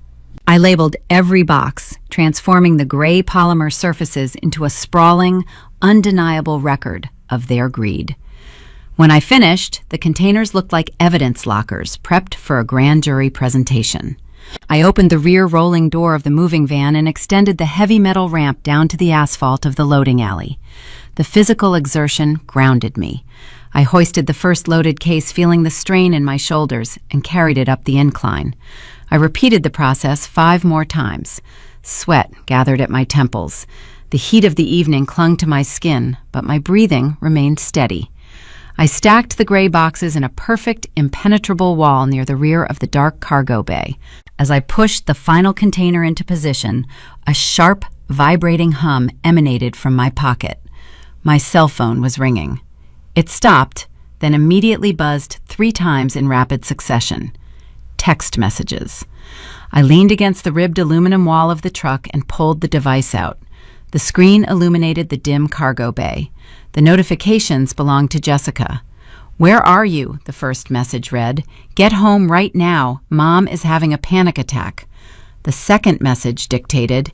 The third message arrived a few seconds later. The bank locked Dad out of the accounts. The caterer threatened to call the police over the champagne bill. "Everything is ruined. You need to come fix this, Abby. Bring your checkbook." I stared at the glowing text. The sheer, unadulterated entitlement radiating from those digital words was astounding. Her luxury shower collapsed because the stolen funds were frozen, and her immediate instinct was to summon the sister she robbed to pay the ransom. They truly believed I was a compliant, endless resource. They thought the old Abigail, the quiet girl who absorbed their drama and maintained the peace, was still operating the machinery of their lives. They had no idea what was currently idling in the alleyway. I did not type a response. I locked the screen and slid the phone back into my pocket. I walked down the metal ramp, pushed it back into its housing under the chassis, and pulled the rolling cargo door down. The heavy latch engaged with a loud, satisfying thud. I secured it with a steel padlock. I walked around the side of the towering white van and climbed into the driver's seat. I strapped the seatbelt across my chest. The diesel engine idled with a powerful, rhythmic rumble. I shifted the transmission into drive, my hands gripping the thick steering wheel. The preparation phase was over. The trap had effectively stripped them of their stolen capital. Now it was time to deliver the payload. I steered the heavy moving van out of the narrow Tulsa alley and pointed it toward the highway, driving directly into the center of the storm. The 15-foot commercial moving van dominated the suburban driveway. The heavy diesel engine rumbled, sending a deep vibration through the concrete. The neighborhood was quiet, bathed in the amber glow of sodium streetlights, but the house in front of me radiated a frantic, contained chaos. I shifted the transmission into park, pulled the heavy steel parking brake, and cut the ignition. The sudden silence felt heavier than the engine noise. I climbed down from the elevated cab. My boots hit the driveway pavement with a dull thud. I walked up the manicured brick pathway to the front porch, the same path I walked thousands of times as a child. I turned my key in the brass lock and pushed the heavy oak door open. The air conditioning inside the foyer was running at full capacity, but the atmosphere felt suffocating. They were waiting for me. The living room looked like a war room operating in the final minutes before a surrender. My father stood near the brick fireplace, his linen shirt unbuttoned at the collar, a pulsing vein visible on the side of his neck. My mother sat perched on the edge of the expensive sofa, clutching a damp tissue, her eye makeup smeared into dark shadows beneath her lashes. Jessica paced the length of the Persian rug. She still wore her white designer sundress from the ruined bridal shower, but the fabric was wrinkled. Braden leaned against the kitchen island archway, his arms crossed tight against his chest, the slick confidence of the young executive entirely stripped away. The moment the front door clicked shut behind me, the ambush commenced. "Where have you been?" my father demanded. His voice was a booming baritone, designed to echo off the vaulted ceiling and force immediate submission. I stood on the hardwood floor of the foyer. I did not drop my gaze. "I took a drive, Dad." My father closed the distance between us, stopping 3 feet away. His face was flushed with a mixture of fear and manufactured righteous anger. "The bank froze the home equity line this afternoon. The caterer humiliated your mother in front of half the county.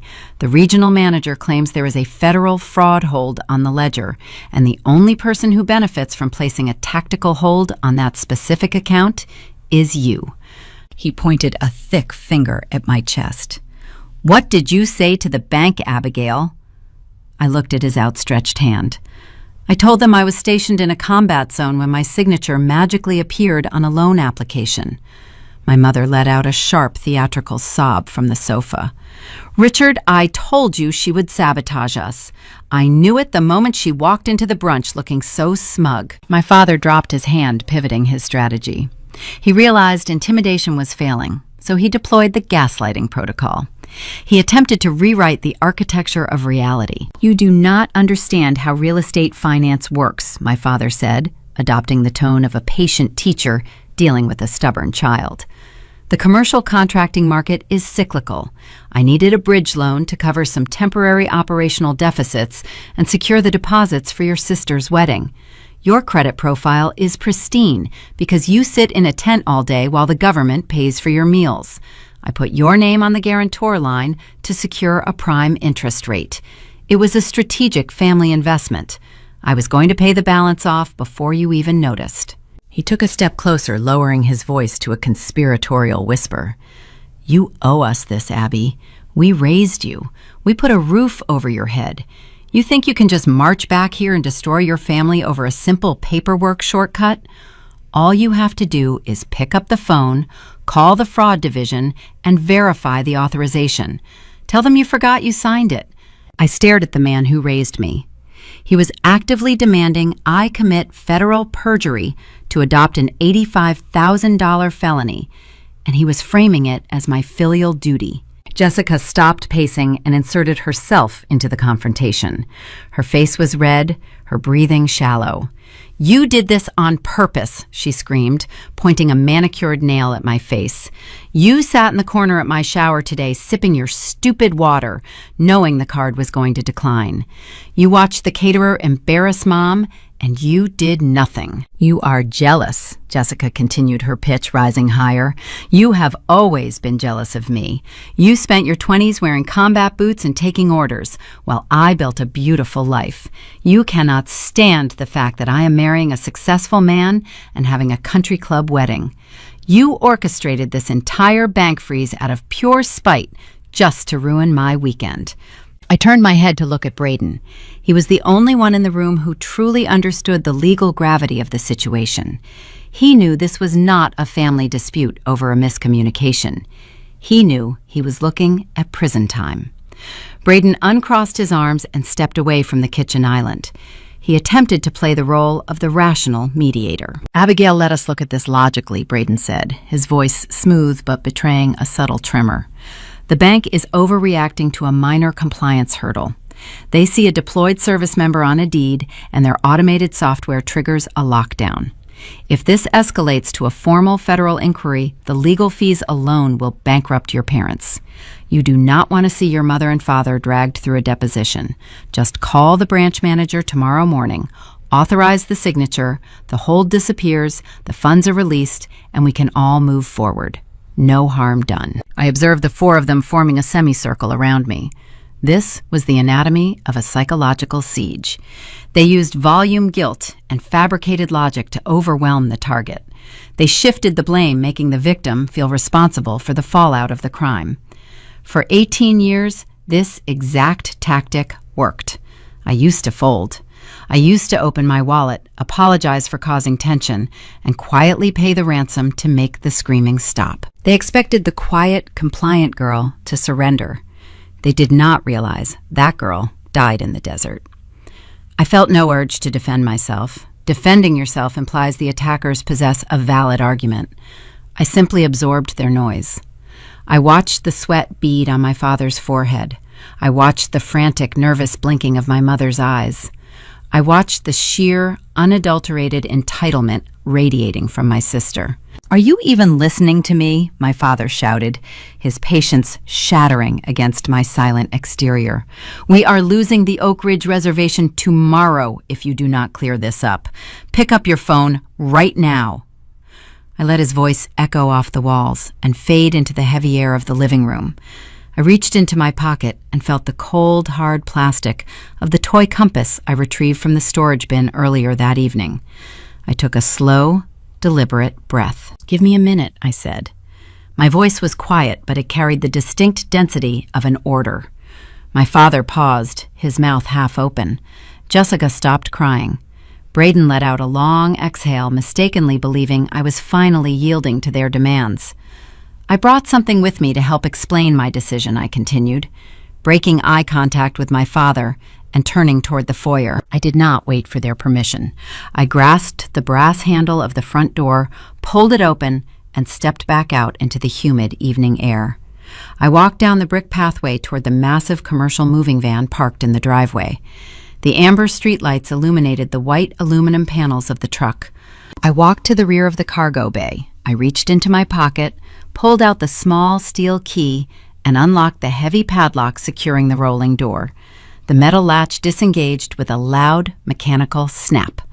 I grabbed the handle and threw the rolling door upward. It slammed into the roof housing with a sound like thunder, exposing the dark interior of the bay and the towering wall of slate-gray military cargo boxes stacked inside. I reached in and grabbed the thick rubber handles of the first container.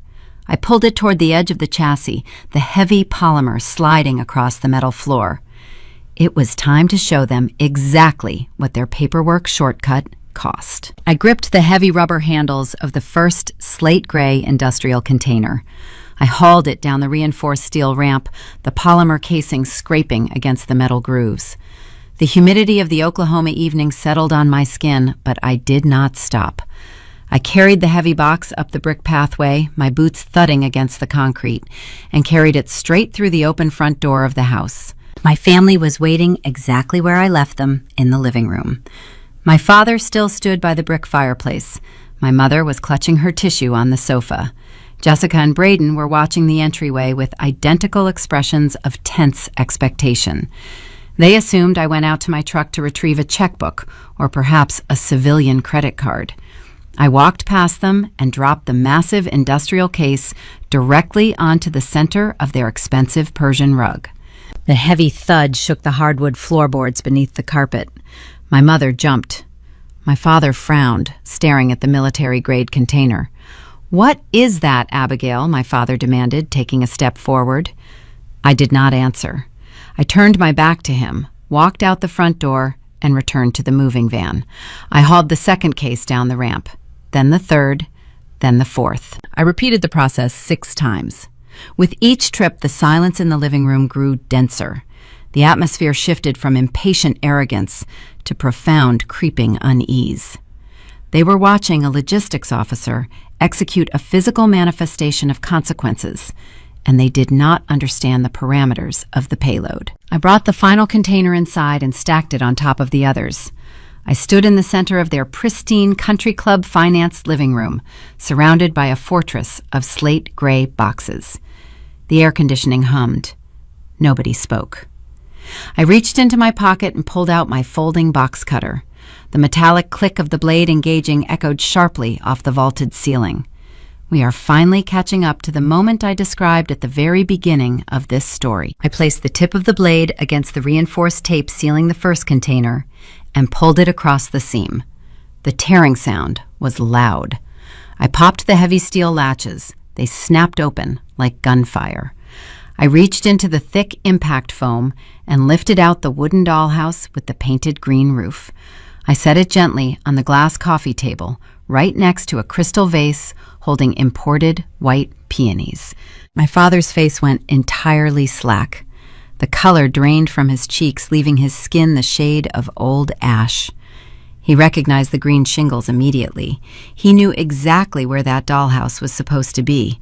It was supposed to be sitting in a dark storage room of a vintage boutique in Tulsa, traded away for $4,000 in untraceable paper currency.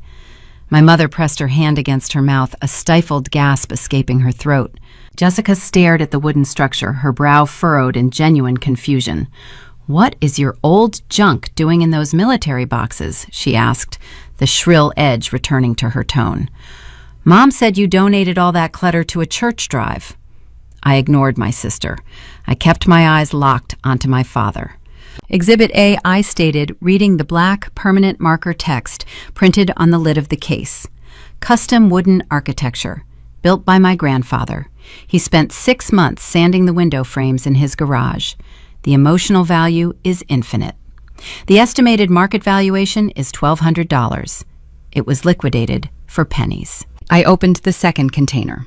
I removed a stack of pristine, mint-condition action figures encased in protective plastic shells. I arranged them in a neat row across the glass surface of the coffee table. Exhibit B. I continued, my voice steady, projecting the clinical detachment of an auditor reading a casualty report. Mint-condition collectibles. I spent my high school summers cataloging these items. The appraised retail value is $12,000. They were sacrificed to secure a fraction of their worth from a civilian antique broker. I opened the third box. I pulled out the heavy leather-bound photo albums. I dropped them onto the table. The thud made the crystal vase vibrate. Exhibit C, I said, photographic archives, the only existing visual record of my childhood. They hold zero commercial resale value. They were shoved into the bottom of a plastic bin and crushed beneath the weight of your financial desperation. My mother began to weep. It was not the performative theatrical crying she displayed earlier. It was a raw, visceral sobbing, born from the sudden, terrifying realization that the facade was utterly destroyed. "Richard," my mother gasped, grabbing his arm. "She found the broker. She knows." My father tried to salvage the collapsing narrative. His contractor pride surged forward, an instinctual defense mechanism against absolute exposure. He took a step toward the coffee table, gesturing frantically at the vintage toys. "Abby, listen to me," he stammered, his booming voice cracking into a high-pitched plea. "You are taking this entirely out of context. You do not understand the logistical pressure I was under. We were drowning in clutter. The attic was a fire hazard. I needed to clear out the square footage to make room for the new HVAC ductwork I am planning to install." I reached out and placed my hand flat on top of the wooden dollhouse. I stared at the man who taught me how to ride a bicycle. I stared at the man who sat at the head of the Sunday dinner table, demanding respect and obedience for 30 years. "You did not need space in the attic, Dad," I said. I let my voice drop to a lethal whisper, forcing him to strain to hear the words. "You needed closing costs." The living room went dead silent. The string quartet music, the country club chatter, the illusion of their wealthy suburban kingdom vanished. replaced by the crushing gravity of the truth. Closing costs? Jessica echoed her confusion, morphing into genuine panic. What closing costs? Dad, what is she talking about? Braden stepped away from the kitchen archway. His polished exterior was gone. He looked like a man standing on a train track watching the headlights approach. He understood the terminology. He recognized the phrase closing costs. He knew exactly what was inside the remaining gray containers, and he knew his future was sealed inside them. My father stood frozen, his mouth opening and closing without producing a sound. He realized the boundary of my knowledge extended far past the antique shop. He realized I had mapped the entire architecture of the crime. You required liquid capital to push the home equity line of credit through the regional banking system, I explained, directing my words to the entire room. You needed thousands of dollars to cover the origination fees, the appraisal surcharges, and the escrow deposits. You maxed out your civilian credit cards months ago, pretending to be rich. You were broke. I picked up one of the mint-condition action figures from the glass table. I turned the plastic shell over in my hands. So you boxed up my history, drove to Tulsa in the middle of the night, and sold a $20,000 collection to Marcus Hawthorne for $4,000 in cash.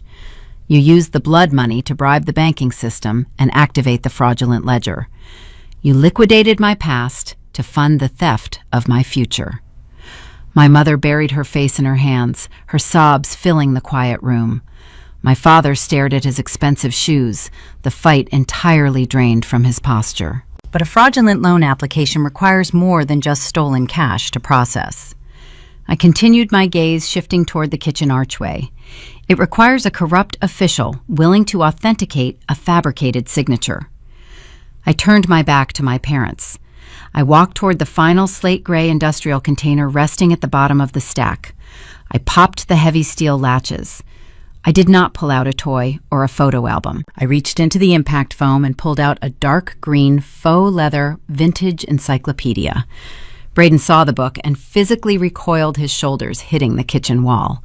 He recognized the binding. He knew exactly what he abandoned inside that hollowed compartment, and he knew the blast radius was about to consume everyone standing in the room. The faux leather encyclopedia felt heavy in my hand.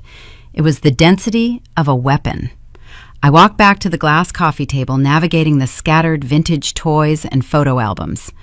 The room was so quiet I could hear the faint hum of the refrigerator compressor in the kitchen. I set the book down next to the wooden dollhouse. I did not drop it. I placed it with deliberate, surgical precision. The brass latch clicked softly as I flipped the rigid cover open, exposing the black felt cavity inside. I reached in and pulled out the wire-bound spiral notebook. I tossed it onto the glass surface. It landed with a dry slap. I reached in a second time and retrieved the heavy rubber notary stamp. I placed it squarely on top of the notebook. The die hit the cardboard cover with a dull, final thud. The silence that followed was absolute. My father stared at the spiral notebook. He recognized the bent cardboard cover. He spent hours hunched over his oak desk in the study, using his steady contractor's hands to practice the loops and angles of my signature. He thought he had buried the evidence of his crime deep in the attic, hidden inside a fake book. He never considered that his frantic rush to secure the closing cost cash would cause him to sweep his own confession into a box of merchandise and sell it to a stranger. Braden pushed himself off the kitchen wall. He took 2 steps forward, his eyes locked onto the rubber stamp resting on the table.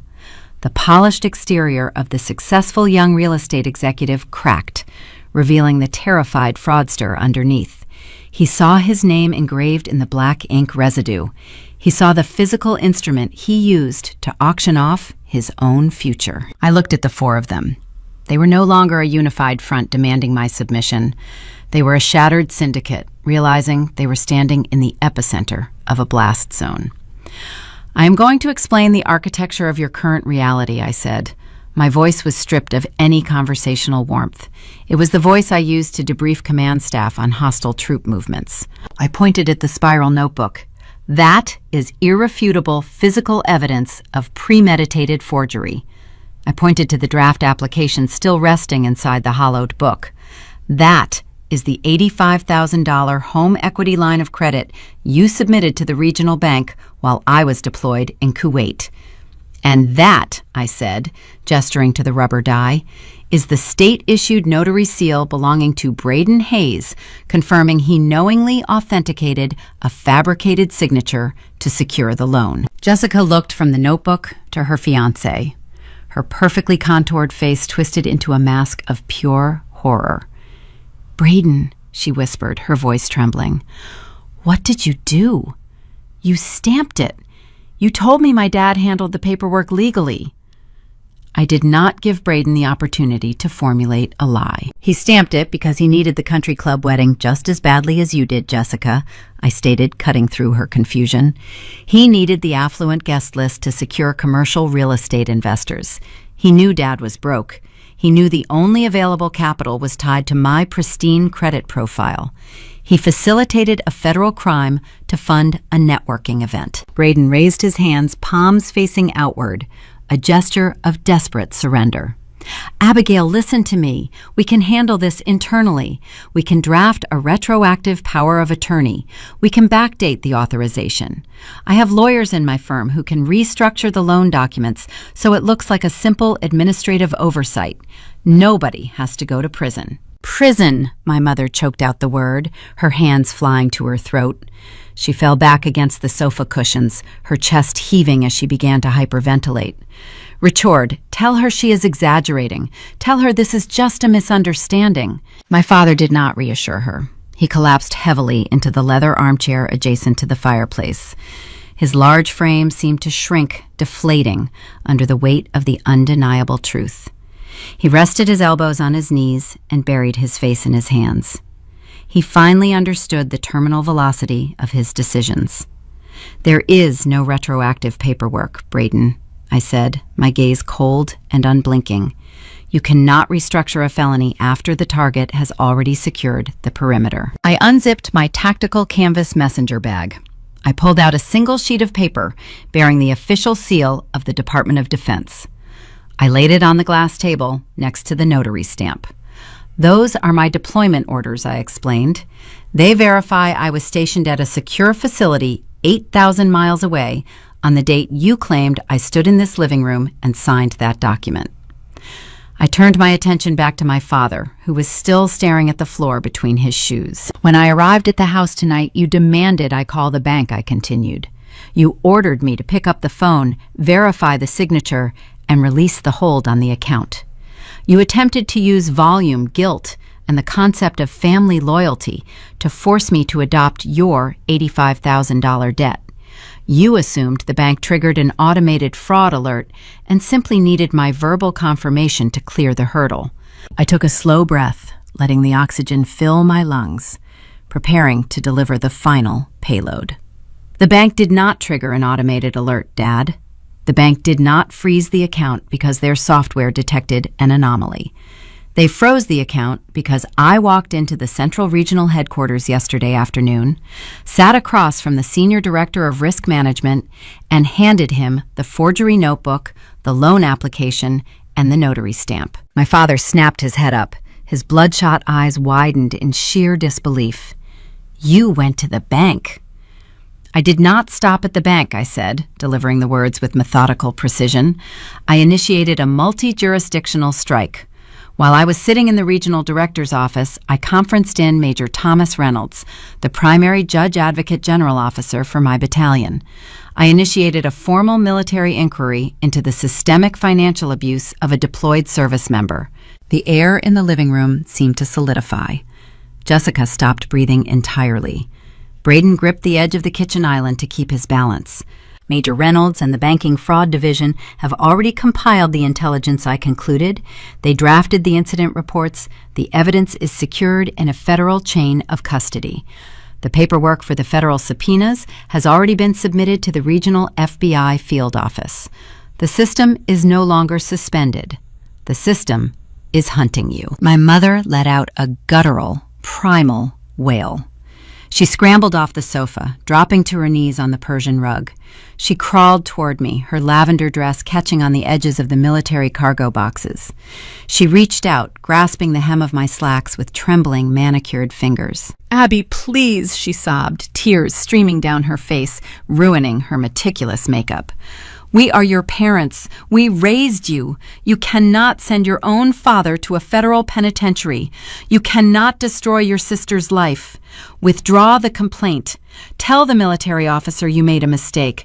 Tell them you authorized the loan and forgot. We will pay the money back. We will sell the cars. We will cancel the wedding. Just make the federal agents go away." I looked down at the woman who spent my entire life teaching me to sacrifice my own comfort to maintain her facade of perfection. She was begging me to commit perjury, to risk my own security clearance and my military career, simply to shield her from the consequences of stealing my identity. Her love was entirely conditional, predicated entirely on my willingness to be consumed. I reached down and gently pried her fingers off the fabric of my slacks. I took a step back, breaking the physical contact. "You asked me to authorize this debt," I said, my voice chillingly calm, devoid of any anger or sorrow. "You expected me to absorb the damage, to keep the peace. But I did not come here to save you. I came to tell you that the price for my childhood is your freedom." I looked at the four of them one last time. The checkmate was absolute. I had severed their supply lines, exposed their syndicate, and handed their coordinates over to a superior force. There was no negotiation left to conduct. I turned my back on the wreckage, walked past the towering stack of slate-gray industrial cases, and headed toward the open front door. I did not cross the threshold into the humid night immediately. I paused near the heavy oak door, my hand resting against the brass frame. A tactical retreat requires confirming the target is neutralized. I stood in the shadows of the foyer and watched the remaining infrastructure of my family vaporize. When an ecosystem built on deception loses its host, the organisms inside do not simply surrender. They begin to feed on each other. The silence shattered, replaced by a chaotic primal chorus of accusations. Jessica struck first. She lunged away from the coffee table, her white designer dress swirling around her legs, and drove her fists into Braden's chest. "You promised me this was handled," she screamed. "You told me you processed the paperwork legally. You are a state-licensed official. How could you be so stupid to leave your own equipment inside a box?"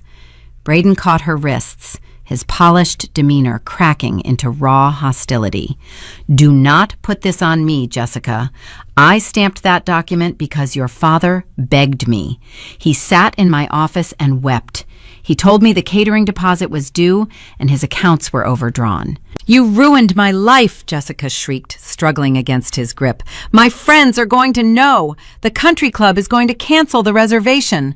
I am marrying a felon." "You are marrying a man who tried to buy your affection, because your own family is penniless," Braden fired back, his voice echoing off the vaulted ceiling.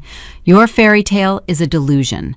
I risked my career to give you the imported flowers and the premium champagne because you refused to accept a modest reception. Do not act like a victim. You spent the stolen capital." The truth stripped away the last remnants of their romance. Jessica stumbled backward, her hands covering her face, realizing her social ascension was dead. She sank onto the edge of the hearth, weeping into her palms. On the floor, my mother ceased her sobbing. Her despair hardened into a vicious, calculated rage. She pushed herself up from the Persian rug, ignoring her ruined makeup, and turned her attention to the man shrinking into the leather armchair. 30 years, she hissed, her voice vibrating with venom. 30 years I stood by you, Richard. I defended your failing commercial bids. I smiled at the country club luncheons while we financed groceries on credit cards. You promised me this bridge loan would save us. You said you had the logistics under control. My father stared at his shoes, unable to meet her gaze. Susan, please. I was trying to protect our lifestyle. You were trying to protect your own ego, she snapped, stepping toward him. You could not stand the thought of telling the neighbors your business was bankrupt. You dragged us into a federal fraud investigation because you are too proud to admit you are a failure. I did it for you, he roared, finally surging out of the chair. The sudden burst of volume startled the room, but it held no real authority. You are the one who demands the luxury sedans and the expensive jewelry. You are the one who refuses to clip coupons. I forged that signature to keep you in the circle of women you care about more than your own children. I watched the venom fly across the room. For 18 years, I functioned as the silent shock absorber for this toxic dynamic. I absorbed their stress, paid their unexpected bills, and mediated their superficial arguments to maintain the illusion of a happy suburban household. Standing by the door, entirely detached from the wreckage, I realized how much energy I wasted trying to stabilize a machine designed to self-destruct. The chaos subsided for a fraction of a second. My father looked up, his chest heaving, and saw me lingering in the shadows of the entryway. The anger drained from his face, replaced by a hollow, pathetic desperation. He stumbled past my mother, navigating around the towering stack of slate-gray military cases. He stopped a few feet from me, his shoulders slumped, his hands trembling. Abby, he pleaded, his voice reduced to a ragged whisper. Look at what is happening. We are falling apart. You have the power to stop the bleeding. You can call the judge advocate officer. You can tell the federal investigators this is a domestic dispute. Just sign a retroactive endorsement. Please, we are your parents. You cannot walk away and leave us to drown. He was asking me to throw my own career, my security clearance, and my freedom into the water to serve as his life raft. I did not respond to his plea. I broke eye contact and walked back toward the glass coffee table, stepping around my mother, who was glaring at my father with unmasked contempt. I stopped beside the first industrial container I had opened. The wooden dollhouse and the mint-condition action figures rested on the glass surface. But I was looking for something specific. I reached deep into the thick impact foam lining the bottom of the gray polymer box. My fingers brushed against a small, hard object tucked in the corner. I pulled it out and held it up to the ambient light of the living room. It was a cheap, faded yellow, plastic toy compass. I bought it at a souvenir shop during a rare family road trip when I was 9 years old. I used to carry it in my pocket everywhere. I pretended to navigate the dense woods behind our subdivision, charting imaginary supply routes. My father hated that compass. He used to mock me for holding on to it. He called it a worthless trinket. He told me I needed to develop real ambition, that relying on a cheap piece of plastic proved I lacked true direction in life. He demanded I focus on practical, lucrative pursuits instead of childish exploration. He swept that compass into the attic bins along with the rest of my history, deeming it expendable merchandise. I held the faded yellow dial in my palm. The magnetic needle inside the clear plastic dome trembled for a brief second, then settled, locking onto a definitive axis. I looked at the broken man standing in the center of the ruined room. He traded his integrity, his freedom, and his family for an illusion of wealth. He possessed no internal bearing. He navigated his entire existence using vanity as his only reference point, and it led him straight into a federal snare. It still points true north, Dad, I whispered. I did not raise my voice, but the words sliced through the heavy air with pristine clarity. My father stared at the small plastic toy, his eyes welling with tears he could no longer suppress. He understood the finality of the statement. He recognized the undeniable truth that the daughter he mocked for lacking direction was the only person in the room who knew exactly how to navigate the storm. I slipped the compass into my front pocket.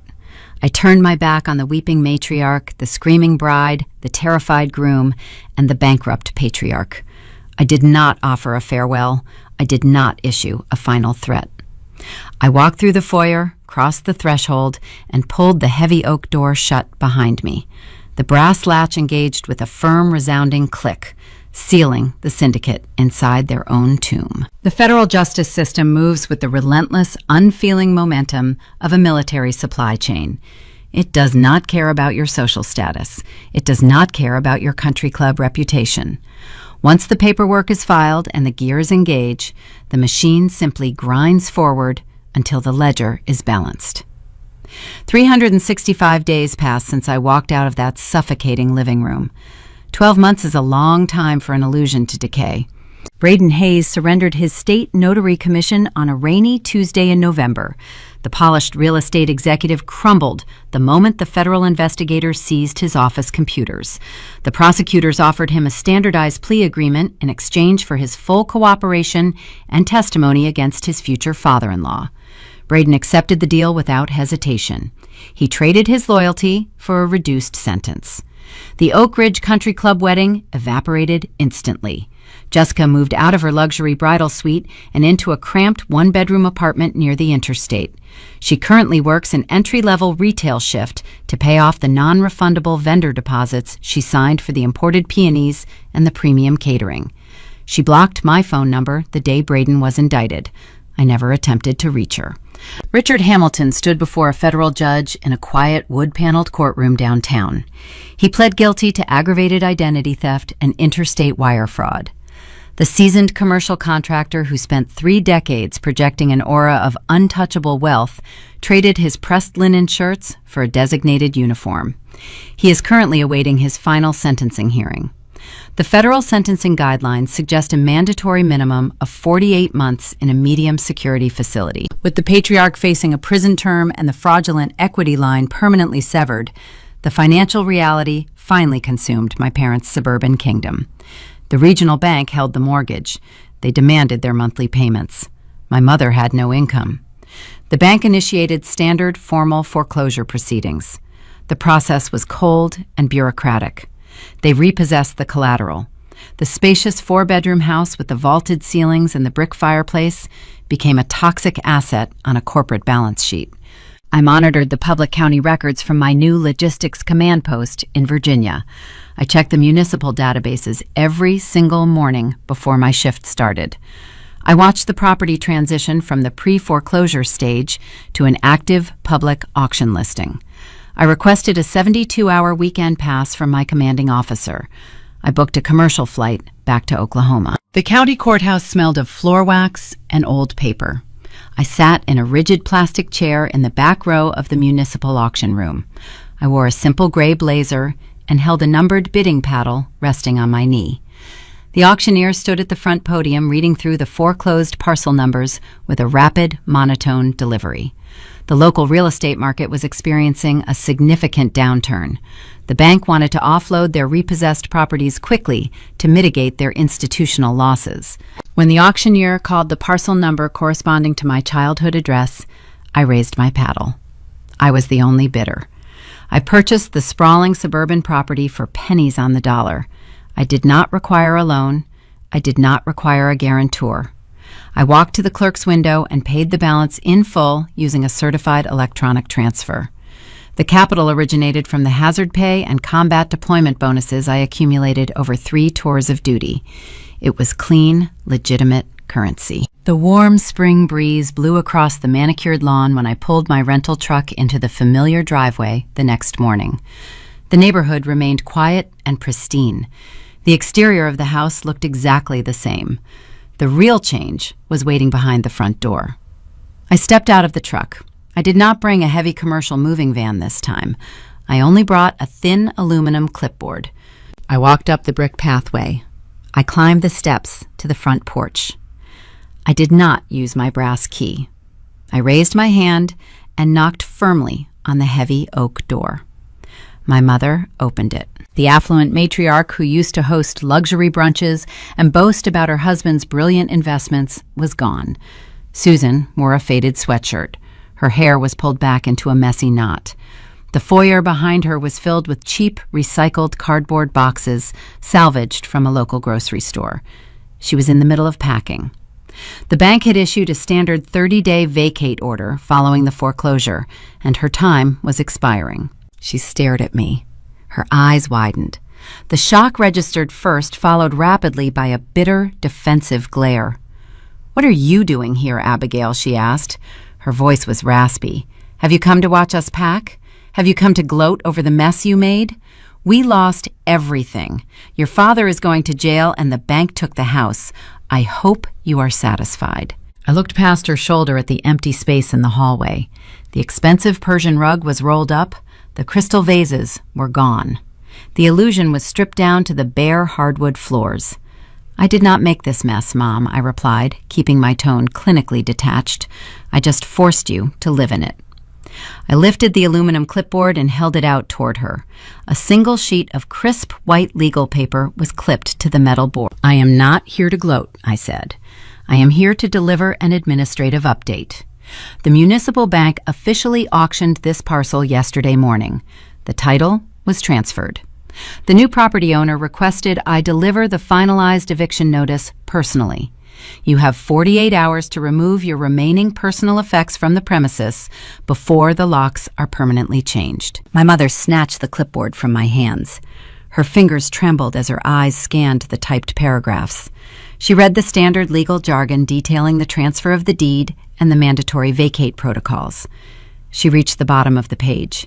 She saw the printed name of the new legal property owner, Abigail Grace Hamilton. The clipboard slipped from her grasp and clattered loudly against the porch floorboards. She looked up at me. Her mouth opened, but she could not draw enough air into her lungs to form a word. The ultimate reality of the transaction crashed down upon her. She realized I did not just halt their spending. I did not just recover my stolen vintage toys and my pristine photo albums. I bought the entire museum. I reached down and retrieved the aluminum clipboard from the floorboards. I tucked it under my arm. I looked at the woman standing in the doorway, holding nothing but her own ruined vanity. 48 hours, Mom, I whispered. I suggest you focus on packing. I turned my back on her and walked down the brick steps toward the driveway. I felt the warm Oklahoma sun on my face. The air smelled like fresh-cut grass and quiet victory. I climbed into the cab of my truck, started the engine, and drove away, leaving the empty shell of their syndicate in the rearview mirror. That is my story. A forged signature, a vintage dollhouse, and a shipping label that told the truth. If you have ever had to audit your own family to find your peace, hit subscribe. You are not alone. I will see you in the next one. Walking through an empty house teaches you a profound lesson about architecture. You see the load-bearing walls. You notice the heavy floor joists. You realize that no matter how beautiful the expensive paint looks on the exterior, a structure cannot survive a storm if the foundation is compromised. My grandfather understood this principle. He spent 6 months in his dusty garage sanding the tiny wooden window frames of my childhood dollhouse. He built it with patience, precision, and honesty. He knew that even a miniature home requires a solid base. My parents forgot that vital rule of construction. They spent 30 years painting the exterior of our family to impress the neighborhood. They manicured the front lawn, leased the luxury sedans, and polished the glass windows. But the concrete underneath was crumbling.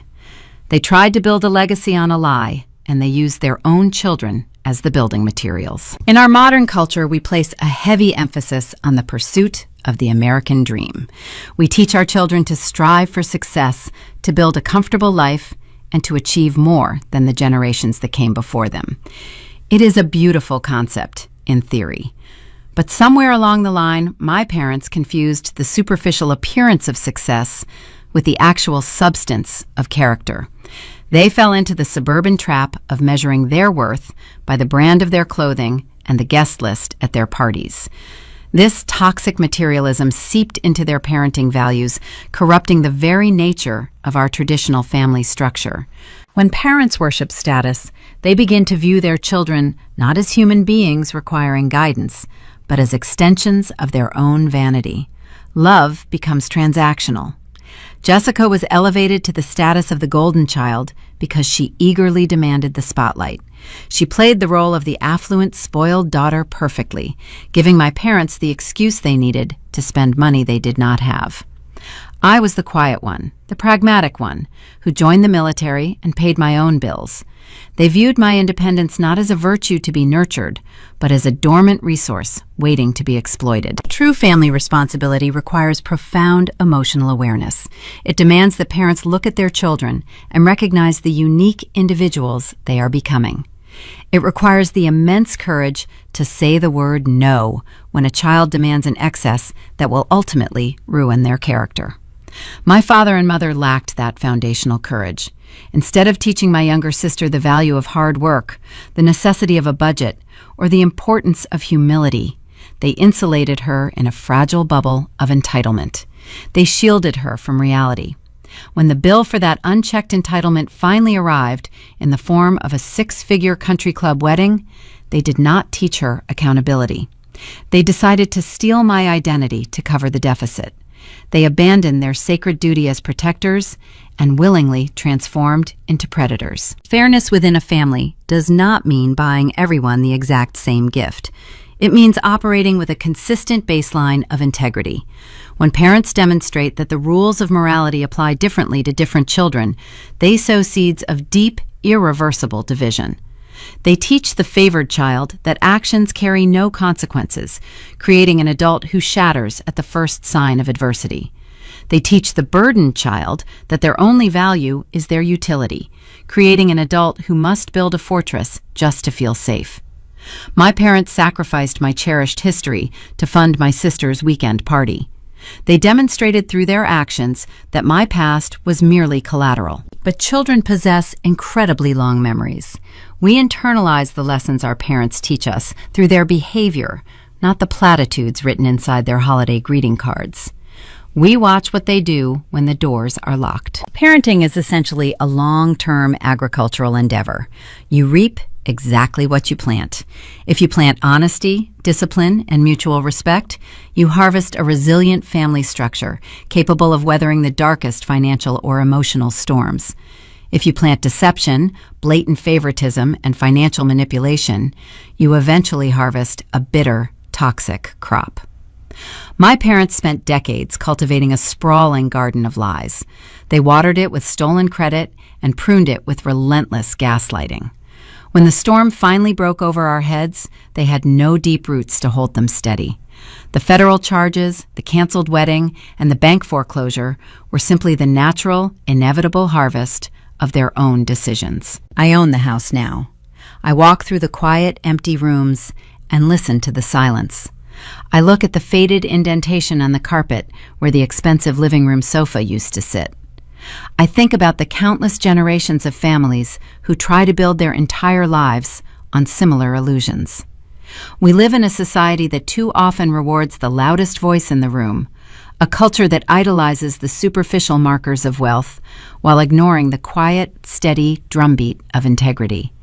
But when the lights go out, the catering staff leaves, and the audience goes home, the only thing that remains is the raw truth of who you are behind closed doors. We share these narratives because the truth often feels incredibly isolating when you are the only person in the room willing to see it. Breaking generational cycles of manipulation requires an iron will and a community of support. If you are navigating your own complex family dynamics, if you are learning to set unbreakable boundaries, and if you are fighting to protect your own hard-earned peace, you belong here with us. Take a moment to subscribe and follow the Aura Vengeance channel. We are building a dedicated space for people who understand that true justice is just the natural result of standing your ground. Drop a comment below and share your own experiences with our community. I stood on the front porch of the house I bought back and watched my mother drive away for the final time. She looked so small, fragile, and utterly defeated. I felt a brief, quiet flicker of sorrow. It was not sorrow for the woman who forged my name on a federal document.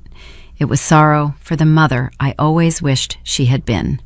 She spent her entire life desperately chasing an illusion of a perfect, wealthy family, never realizing she was holding the very matches that burned it to the ground.